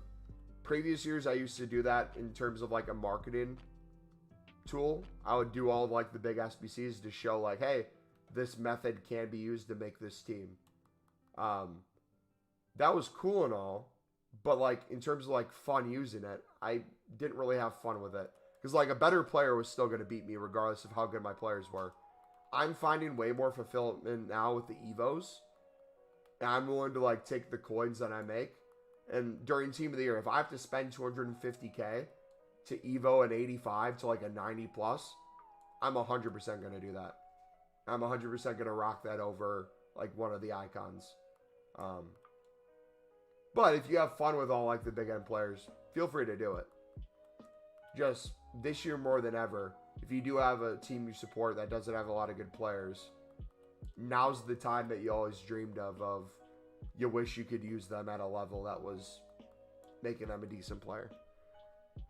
I'm on PC and use your mass bidding methods on 68 to 74s. We sadly do not have that much supply, so a lot of us get outbid, but it still works. Just takes a bit longer. Yep.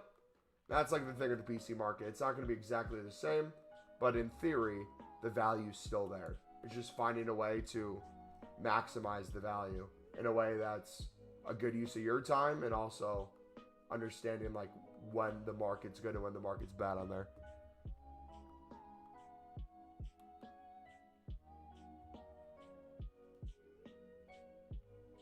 Where can I start from? I have a mill. Start what from what? What are you trying to do, buddy? How do you start making more coins with the mill? How do you start doing League SBCs from a mill? Or what are you looking for? Let's finish all the foundations for 40k. I have like 15 packs and hopefully get some fodder for Zizou. Nice. Yeah, make sure you guys do the tradable 100k pack as well. If you guys haven't already and you're opening things now and you don't want to save for Team of the Year, you can do a 100k pack for extremely cheap. It's in the challenge section.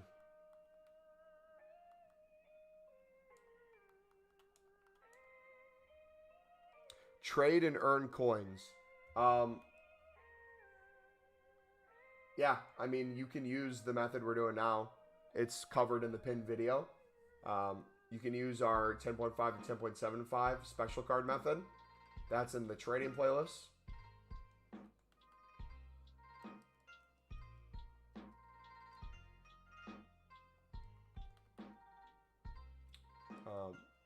Yeah, even if you have millions of coins, you can still do low end stuff. It's not going to hurt you.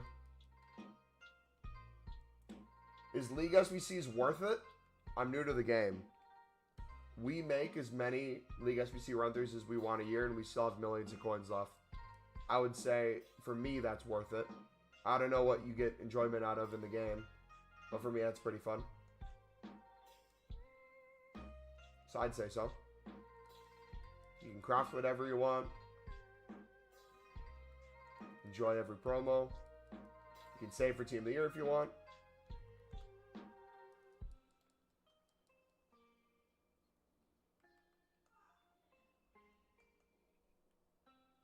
Boom, boom, boom, boom, boom.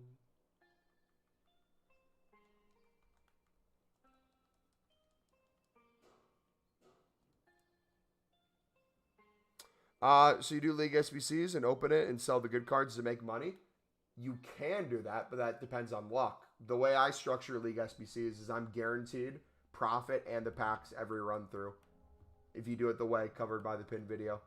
Not only do you save a crap ton of coins the way we cover it, you make infinitely more through the same methods.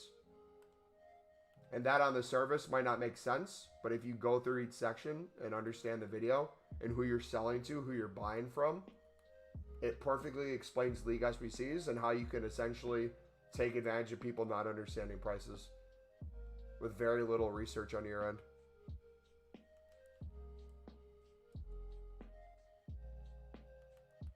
Like, you see me doing it with low end and high end all stream.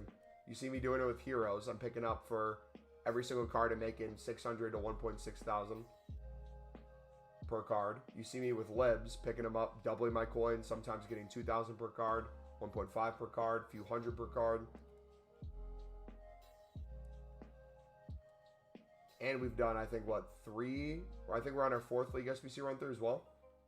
And we've just kind of been vibing doing it. I haven't really been trying too much.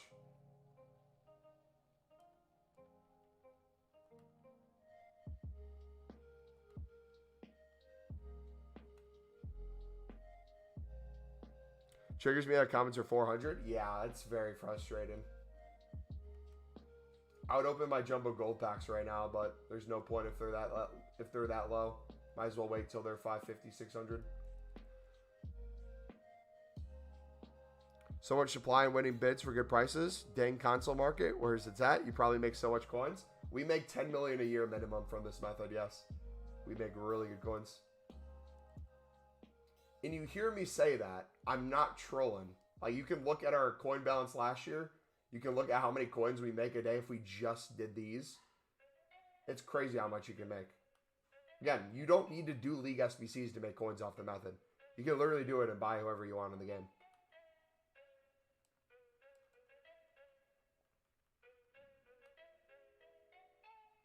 You save 576 packs on your second account. Why a second account? Why not your main one?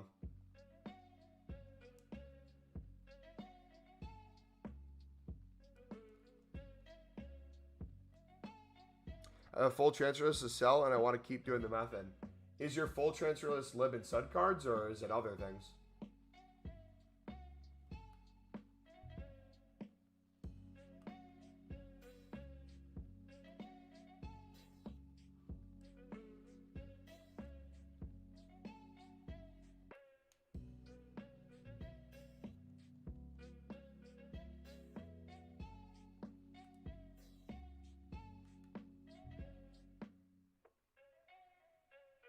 Won that for 11.75, sold for 15K.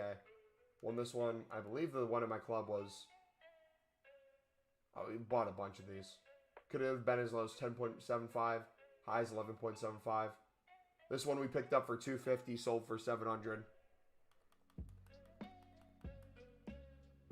Do you watch any anime?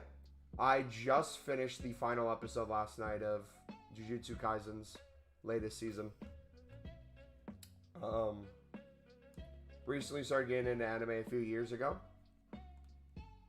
Love Death Note. I've watched it probably like 6 times through. Death Note's like a go-to if I'm wanting to throw something on in the background now and be able to finish it in like a week.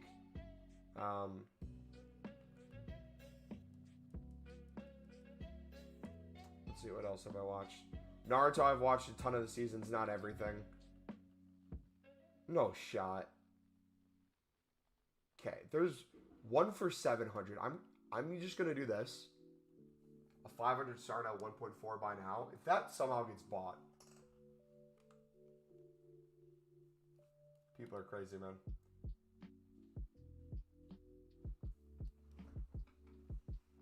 I've not read the manga. I'm curious though, how close for Jujutsu Kaisen do they follow the manga?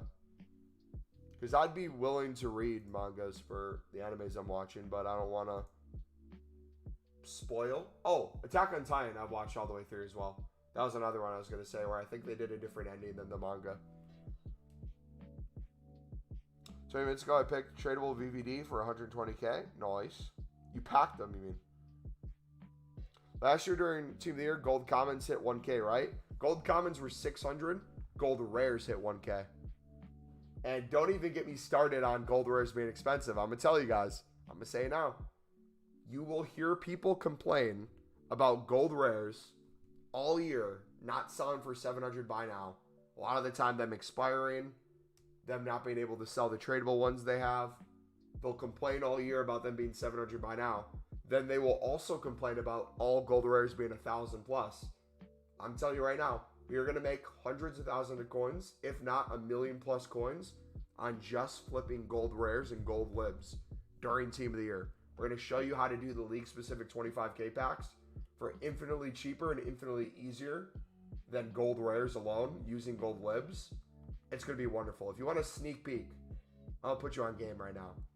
Let's pretend this is a league-specific 25k pack. Let's pretend this gives you a league-specific, let's say it's the Prem. You get 3 rares and a bunch of commons. You're going to see that 11 players are needed, and it's an all gold rare requirement. So you're going to have 2 types of people buying, okay? You're going to have the people going here, going to gold rare, going to 700 coins. You're going to see them buying. You're also going to have the streamers that want to make like 100 of these in a row. So they're going to go by position. They're going to go right back. They're going to buy the same right back from the same club over and over and over. Let's use, who would be a good example of this? United has 2. Let's say they buy Wan-Bissaka nonstop. They buy 50 of him. Then they go to a center back. They buy the same center back. They do this so that they can keep making them over and over without having to just randomly throw them in. They'll show up in the same position over and over. So that will slowly increase prices. Once everything is buy now, at least 700 coins, you're going to see people spam open bids for 600 to 650. So if you go to gold rares, you try to win bids like this, you're going to start having heavy competition. It's going to be relatively easy when they're 700 by now, but once it goes to 750, people are making 100 coins per card if they win them for 650. If it goes to 800, people are making 150 per card. If it goes to 850, people are making 200 per card. And you see what I'm saying? So people will try to spam pick these up and sell them for more. The issue with that is everyone wants the gold rares. There's also the League SBC cards that are going to be up in price. You're going to have all the people buying them out. So there's going to be a ton of factors that are going to cause people to have these prices go up. We're going to avoid that completely. We're going to go Communable Libertadores, minimum price 600, max price 650. If you want to do like a minimum buy now of like 800, 900, you can. We're going to look at like all these 75 and 76 rated gold libs here, and we're going to pick up these for 600 to 650.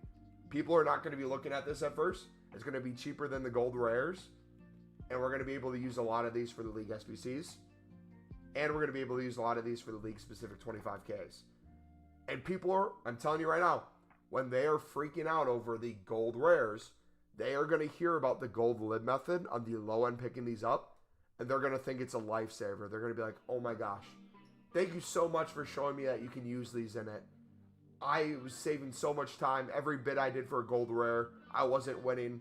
I can finally win these for 650. And you're going to be winning these for 650 when the buy now is like 800 to 850. But then enough people are going to catch on as the gold rares go to 900 to 1,000, and the gold libs start going to a buy now of 850, 900, you're going to start getting competition for 650. They're going to get competition for 700. They're going to get competition for 750. And every single card is going to have a lot of competition. You know what we do after that then? We stop doing the gold lib method from the sake of bidding on everything. We start looking for the specific League SBC cards then. That's when we transition to making even more profit, because all the new people to this method are looking for the lowest price ones. We are then going to look for the highest price ones, aka the ones people complain are too expensive for the League SBC. We're going to be looking at like the likes of Silva, who has a 2K buy now with a 1.4 open bid. We're going to look at Barboza in here. My favorite player personally. You're going to look at him. 1.4 open bid, 1.7 to buy now within the hour. These are the sort of cards we're going to start looking for and picking up. That's going to make us a ton of coins. You can do that in a couple different ways. You can just look in here for those teams that are not Boca and River Plate and compare price on their card. Like here's one that's not Boca and River Plate. He's 75 rated, but it looks like he has potentially a 1.8 buy now. I'm going to try an 800 bid and see if we win that. You can do this to slowly learn prices. Sigali, he's probably like 900, be my guess. So a 700 bid would make you 200 coins. You're going to slowly learn these players, and you can kind of put a list together of ones to look out for on bid. I was exactly doing it like that a month ago. I bid like 650 and then sell for 800, but not anymore. Yeah. It's fun time, man. Team of the Year is great. What are you bidding on? Different ratings on Lib and Sud cards? Harris, you got to ask that question in a different way. I don't understand exactly how you're asking it. Like, what specifically am I bidding on? Or why am I bidding on them? What price am I bidding on? Like, what specifically are you looking for? What team? Am I going to put it in the SBC? Am I going to sell it? There's a million different things going through my head when we bid. It's not all just one thing.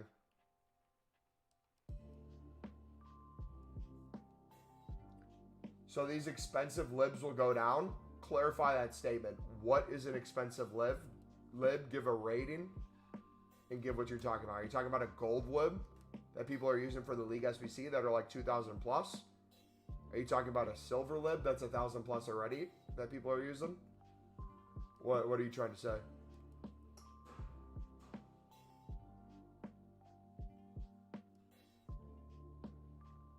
So, Gold Libertadores is a perfect example. During Team of the Year, you're going to have two camps of people. You're going to have people who completely abandon League SBCs. So all the people who would normally do the Premium Mixed League, you're going to have a ton of people stop doing this and only do the League-specific 25Ks, which is all going to be gold rares.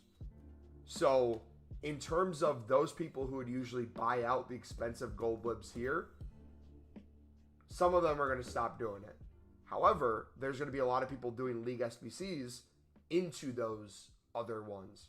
So you're going to see a lot of people still buy these out, and there's still going to be value in those said cards. So I completed the Lib and Sud already.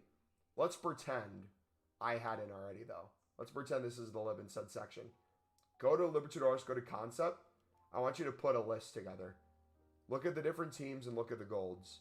So like the easy one right off the rip is Cavani and Fernandez. Both of these guys are 79 rated, Boca and River Plate. If people are trying to get the highest rating possible, these are two you need to use. You can start looking at their buy now and comparing price and bidding openly. The sneaky ones, however, are going to be the ones like Moreno, right? He plays for a different team. The likes of Sornosa, the likes of Villalba, Favarelli. A lot of these guys, you're going to have two things happening at the same time. You're going to have League SBC people buying these out in terms of selecting them because they see them on Footbin. And if their price is 2K, they spend 2K. Then on the other end, you're going to have the open bids of all the people who are just blanket bidding 650 to 800 on any gold lib for them to use in the league specific 25K. What we would do on open bid is look for the ones that are still 2K plus, 1.5K. We're going to bid a little bit more than they're bidding, and they're not going to want to outbid us for that reason because they're trying to get it for a different SBC altogether. But if it were Barboza, let's use Barboza example. Barboza is 1.6 within minutes, 1.7 within the hour. So if we'd compare price on Barboza, there's a minimum of 300 coins right there. Minimum of 300 coins right there. Minimum of 300 coins right there. Minimum of 300 coins right there. This, with all the gold rares that are going to be tradable on the market, you're going to see spam like you've never seen before. especially for a lot of the 75 and 76 rated ones. These are going to show up so often, or they're still going to have a high buy now price. The same way that, you know how we have a lot of silver supply for the silver libs and suds, and every single day we get the daily gold upgrade that gives us tradable silvers in it? Same thing applies with that.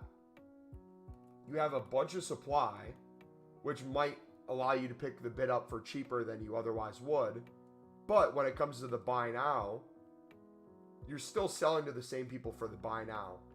So the people you're competing against while you're bidding is different than who you're selling to. If I win this card for 500 right now, I could sell it for potentially 1,000 to a completely different person for a completely different reason. And that's only going to be enhanced during Team of the Year. You're going to have people be willing to spend increasingly more to finish a League SBC. That if you lazy list to them or sell for a little bit higher, you'll have a good success rate. Where it kind of falls apart a little bit is when all of us who grind in a similar way start competing against each other. And you'll see that occasionally with like gold libs. If you do the gold lib method and we're all on Cavani, it's going to be different.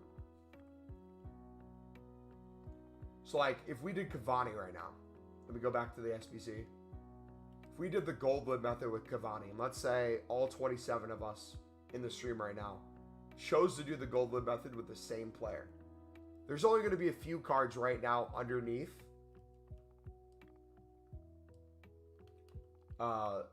a minute for whatever his price is. I would assume at this hour of the night. So if he's 1.8 within the hour, instantly 1.8, potentially 1.9 within the hour, looks like some are expiring. If we tried to win bids on this and sell for 1.9, let's say I try to win them for 1.5. Say we try to make 400 per card. Here's one.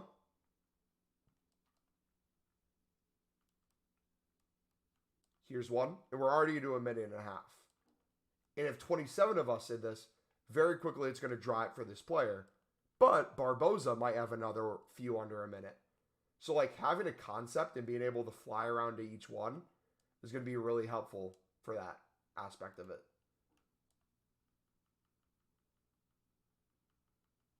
You're going to see some players show up way more often than others. If I do Gonzalez might be hidden a little bit. He has a 1.8 buy now within 10 minutes. 1.5 open bids, 300 plus coins per each card. Guaranteed. 700 bids. Boom. And then two, not only do you get to sell these on for profit, if you would want to keep a couple of these around for the next few League SBC run-throughs, you are not only making coins on it, you now have saved coins from what the buy now is, and every single time you do the League SBC, you're saving that much more. So it might not seem like much, but if we save 400 coins on every single one of these we use, so if we save 400 on Cavani, Fernandez, and Gonzalez, or Barboza, whichever one, that's 1,200 coins per run, 5 to 10 runs a day. That quickly adds up. So it's not only just how much you spend, it's also how much you save, your net. If you're overspending, it's going to quickly add up. That's why we sell it to the people who overspend on these silver libs and suds. Wait, I just finished the Team League PP and he got an 83 gold rare. Compensation's probably coming then, would be my guess. Look at these. We won these. Boom. Gold lib method. We just said it. One Barboza for 1.4. We're trying to sell him for 1.8 by the end of the hour. We're trying to sell him for 1.8 by the end of the hour. So 400 on each of those. Gonzalez we picked up for 1.5. We're due 1.9.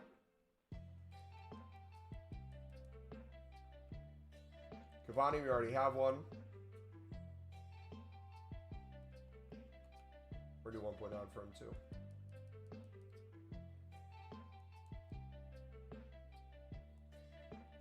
Dude. No. Stop.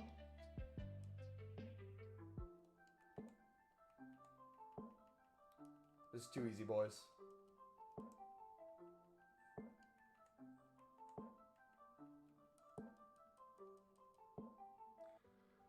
I'm saying there's a full women's team. Oh! I'm not saying the players are leaked. What do you prefer? Recycling back into League SBCs during Team of the Year or into the League specifics? So I'm going to have over... Not saved, because we're going to have some packs open that aren't saved or crafting during, or using a pack to craft a pack. But I'll have 1,500 plus packs saved. I'll be opening those. And opening those, I'm going to be able to craft a lot of League SBCs again, and a lot of League-specific packs. Then, with my liquid coins, a lot of the same methods you see me doing now, I'm going to do that for like a half an hour or an hour. And then we're going to take all those profits. We're going to put them into buying out a lot of those league-specific 25Ks. The further into Team of the Year we go. Once I kind of have a lot of my packs opened. So you can balance them all out and do everything together. It really depends on what your goal is. For me, my goal number one, get all my packs open and craft anything I want to craft. After that, I got a little freedom.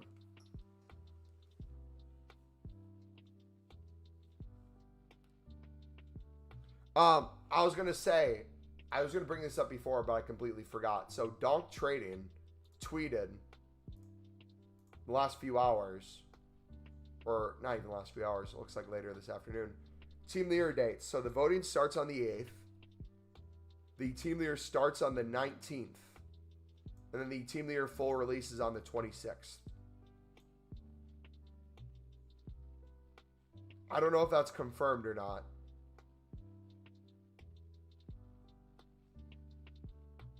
But that's sooner than expected. I would have thought it'd be a week later. I would have thought it would have been the end of January. But if they're starting it this early, I wonder if they're planning 2 teams then. Whether the men and women separate in terms of when we get them, or the icons separate and the nominees separate, however they choose to do it. That's going to be interesting.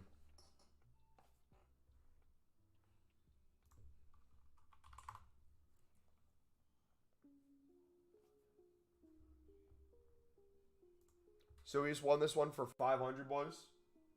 It was one of the 70s we won for 500, sold for 900. Almost doubled their coins on a single card. You see me doing the 68s and 69s, we're doubling our coins on almost every single card we pick up. The 71s, 72s, 73s, 74s, they got some crazy value to them as well.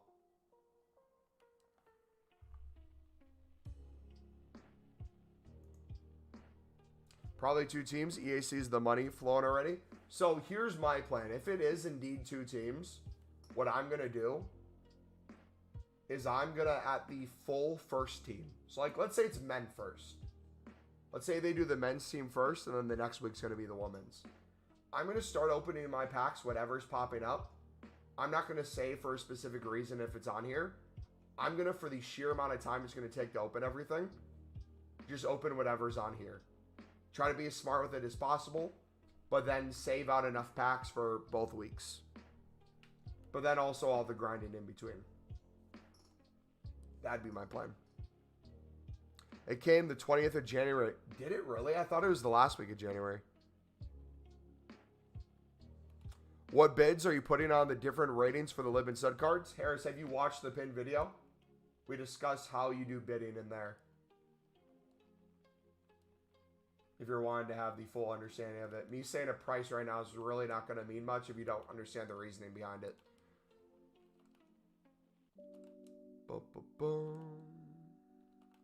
But we can give you a quick gist if you don't care about the reason and you just want blanket what I'm bidding. Do you want that?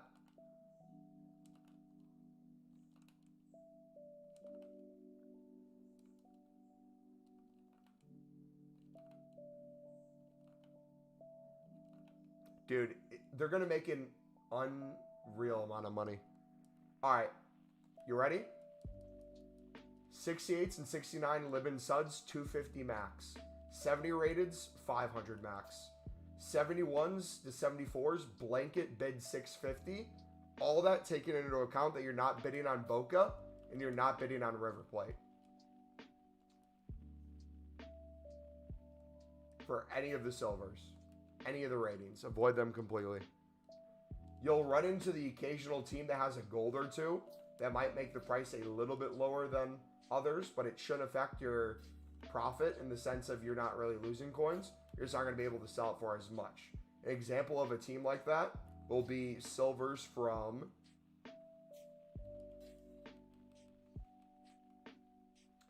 Racing. Racing has a few golds, so you'll see some silvers there that might not have the highest buy now, but if it's still in a flip-in solution, because there's plenty of other teams people can use golds for, there could still be a high buy now. But remember, avoid... Where are they? Avoid River Plate. That badge. Don't bid on that badge when you see it for silver. And avoid Boca.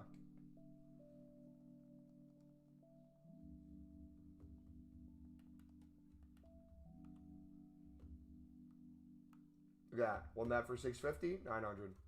One this for 500, 800. One that for 250, 900. One that for 500, 900.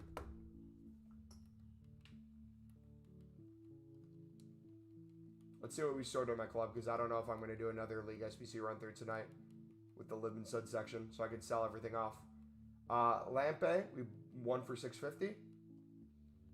That's a 1.8. I'm going to get risky. I'm going to go to 2.4.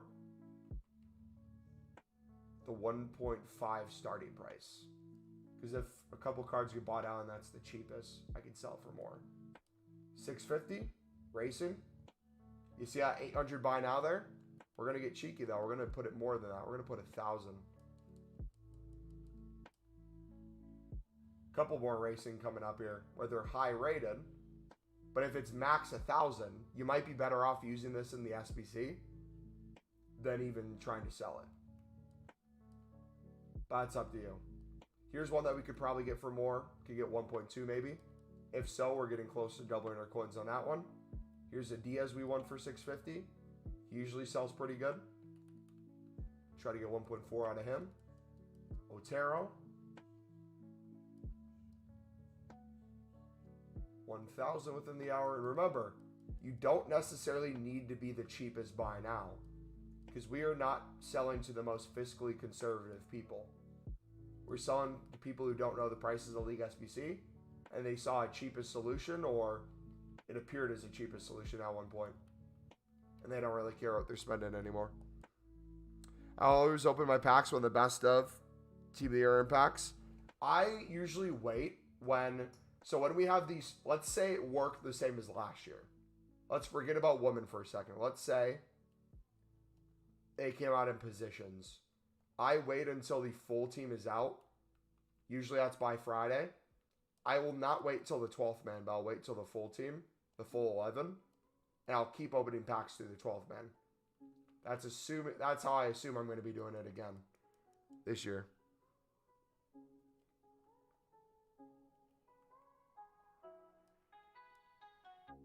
Oh, I lagged a little bit there. Oops. But yeah, the nice thing about seeing some cards that are low, like this one has a 600 by now.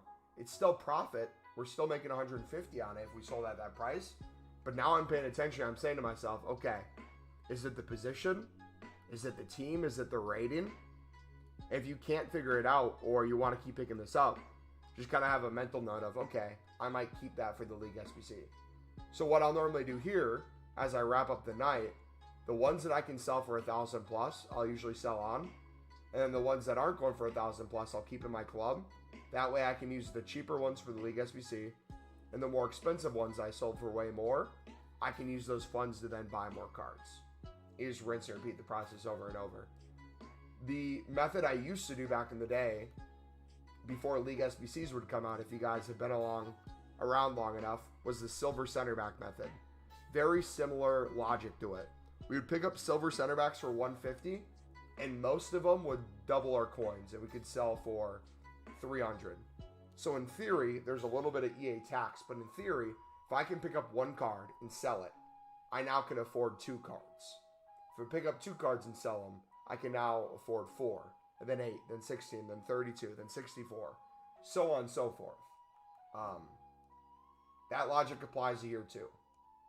Not only when you win more libs do you make more coins, you can also afford more cards, which means you can store more in your club while also being at a profit. Does that make sense? Does that logic kind of follow? You reckon that will League SBCs rise up in the next 3 weeks, or will it stay at 25K in price? If you're asking me what I would think about it, I wouldn't care regardless. Again, the more expensive, the better for me. The more expensive it is, the more coins we all make on the methods. The cheaper it is, the more we can run through the League SBC. You still have the silver limit stud you can do to make some good coins, but everything else is low. If gold commons are 400 coins, in theory, the Bundesliga and Serie A section and the Premier Liga will be cheap. If they almost go up to 600 coins for each of the gold commons, and then during Team of the Year, we have gold rares going to 1,000 apiece with league-specific 25Ks, in theory, it's going to be more expensive. But then for the tradable packs, the Jumbo Gold Pack and the Small Prime Gold Players pack, you're now making more coins back on these packs than you would have when it was cheaper. So in theory, if gold commons go from 400 to 600, you might have to buy one or two more at a higher price if you don't have any League One or Eredivisie in your club, but you get infinitely more that you sell on for profit. So what you spend more of, you make more back. Rinse and repeat. Rinse and repeat.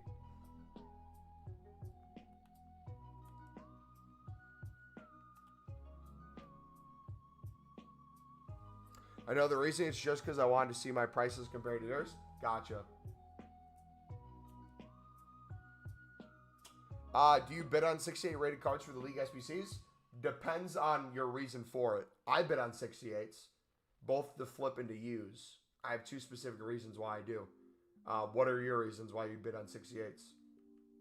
If you had to think.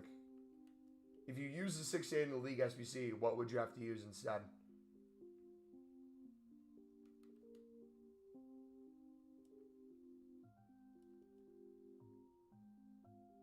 Yeah, it makes sense. Thanks for the answer, man. No problem, bud. No problemo. Or better yet, not even if you're going to use it, if you're selling it, who are you selling to if you're picking up 68s? I use the same as you. Clip them and use them. Flip them. Yeah. So we're selling to the people who are, if you're using 68s, they're probably using more gold cards, which means in general, they're probably going to buy the gold cards first. And regardless of what the buy now price says on the golds at the time, people are going to overspend. They'll overspend on those, and they'll have the golds in the club. And then all that's remaining is the few silvers that they see here. So when they see Moreno pop up on their cheapest solution, and it shows that Moreno's going for a 300 buy now, but they go to buy him off the market, and he's showing the cheapest as, let's say we don't see that 350 there. Let's say that 1,000 was the lowest buy now. And if that's the last card for them to complete not only that section of the League SBC, but the full League SBC, they're going to do it without hesitating. They're going to be like, screw it, I want to be done. I'm not going to try to wait for the cheapest. And they're going to do that over and over. We're going to sell to those people. We got all those 250 bids. You could realistically, if you look at the flip-in solutions, find the cheapest you could go. I'm sure there's people using 67s, but the lower you go with silvers, the more golds or their higher rated golds they have to use. Usually 68s and 69s are the sweet spot, because I can use 69s if I'm using 71s and 70s. With the golds, I can get away with one or two in there.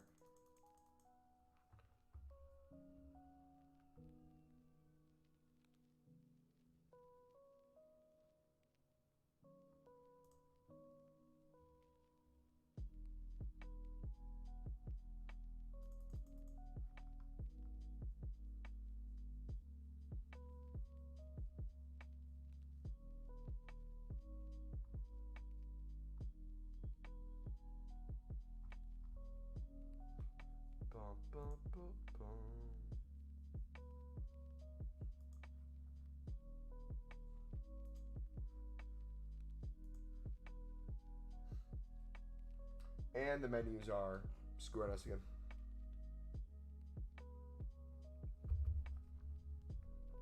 Dang, we've been live for like 4 hours. Did not feel like that.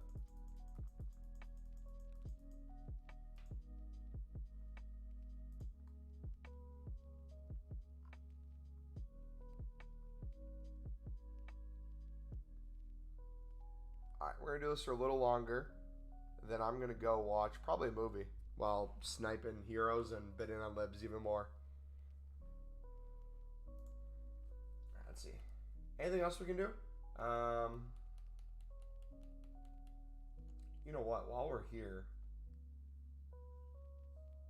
why don't we, so we don't forget about it at a later date, do the 100k pack.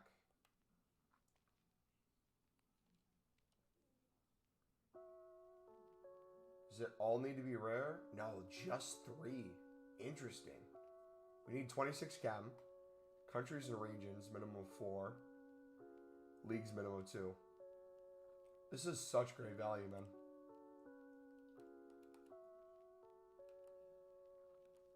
So I'm going to go La Liga because we have a lot of them.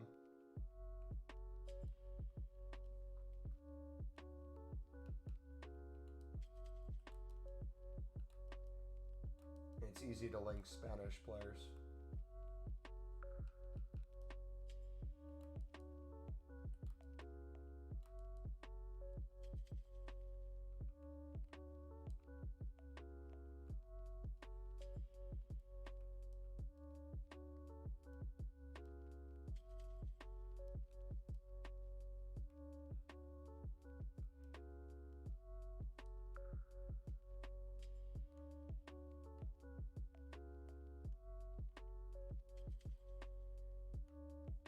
It's 3 countries. We need 1 more. I could do that by position. So let's do.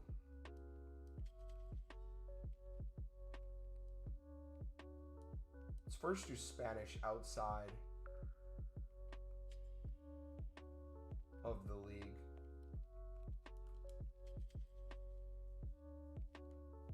Does the women's league count? Let's do that. She's 80. Yep, that counts. So you have 23 chem already.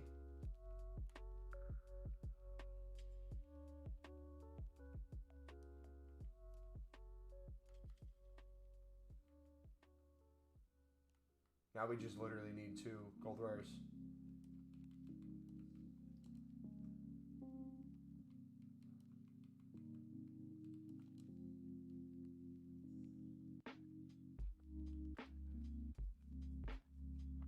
Countries, how many countries do we have? We need 1 more country. Let's do high rated here. So we'll do the Alex. They'll get us the chem, and then we can do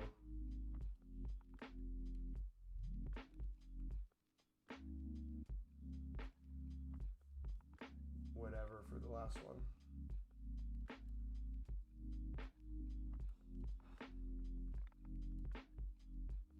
There we go. Does it not get tempting to open some of those big packs? Luckily, most of them are hidden. We have the, I think, 3 rare gold player packs that make up most of these. I'm not tempted at all. I honestly have no interest with the current promo to open anything. However, I will say, this is how I am as a person. I don't know if any of you guys can relate. I have no temptation whatever to open these packs. The same way that if I go to the promo pack section with coins later in the game when we have like 10 million, I have no temptation to buy anything. But the second I open a single pack, or the second I do a single promo pack, that's where I spiral. So if I did decide, oh, you know what, I'm just going to open a pack or 2 now, that's going to turn into 5 packs, 10 packs, 100 packs. That's what happened when we crafted Mbappe.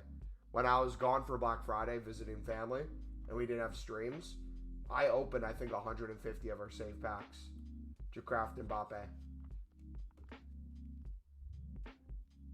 And it started with, I was just going to do a couple, we'll slowly grind them. And I was like, no, I want to get them done and actually use them, be able to play with them. And then that turned into, we're going to buy out some teams. We're going to buy out some players. Screw it. We're done. I just want to be done with it.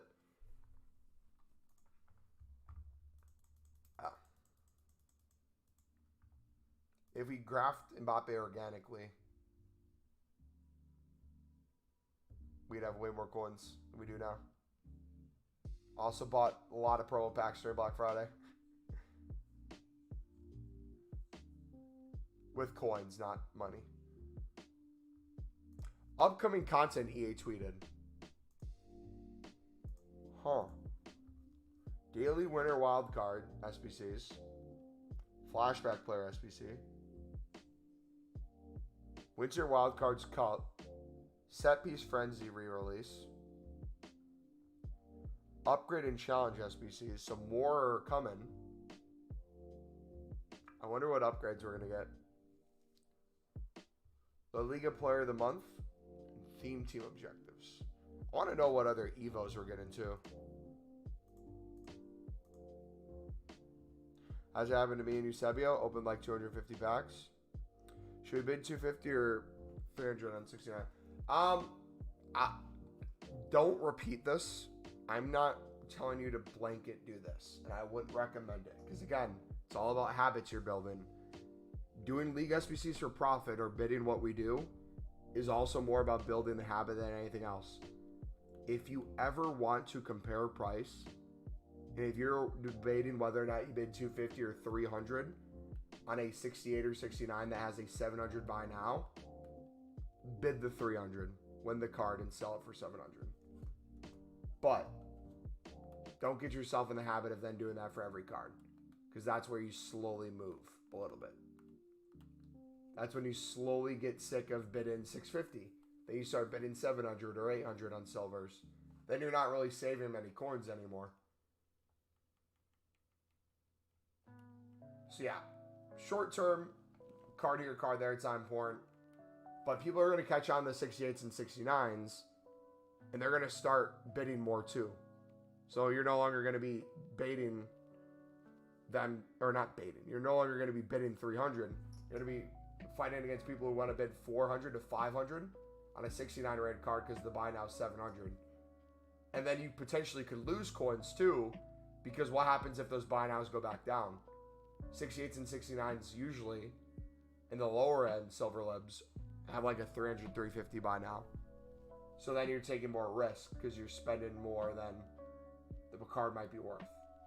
The 70s to 74s are a lot more safe because they usually always have the value of the cheapest solutions in some ways. But then again, with 70s, if you're bidding on a 70, 650 to 800, like some people do for the 74s, we showed you a ton in our club that are only going for 600. So that's why we only bid max to 500 for a lot of those.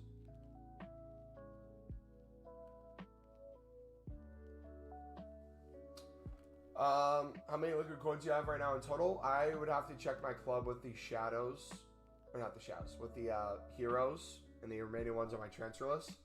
I should have 2.5 mil, and tonight, depending on what I do, if I decide to go all in today and tomorrow on heroes again, I realistically could turn 2.5 mil into 2.8 to potentially 3 mil. So we'll see.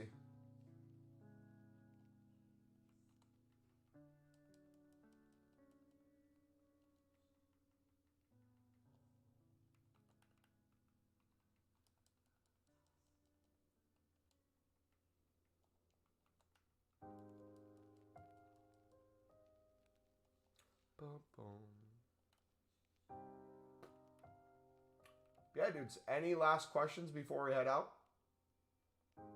If not, if you enjoyed the stream, smack the like button, subscribe if you're new. For a lot of you, it's already past midnight in the UK or wherever you're watching from. So for me, it's still Tuesday, but Wednesday, aka what might be today for you guys. We will be live again 4 hours after new content, Monday through Friday. Since I work in the United States, I usually can't go live until 4 hours after new content, so that's what I say. Yeah, that's when you can expect us to be live, after 4 hours after new content on Wednesday.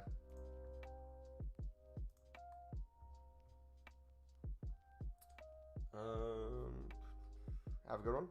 All right, I don't see any questions. If you guys do, feel free to message me on Discord. Discord's in the description, or you can put !Discord in chat. Have a good night, guys. Peace.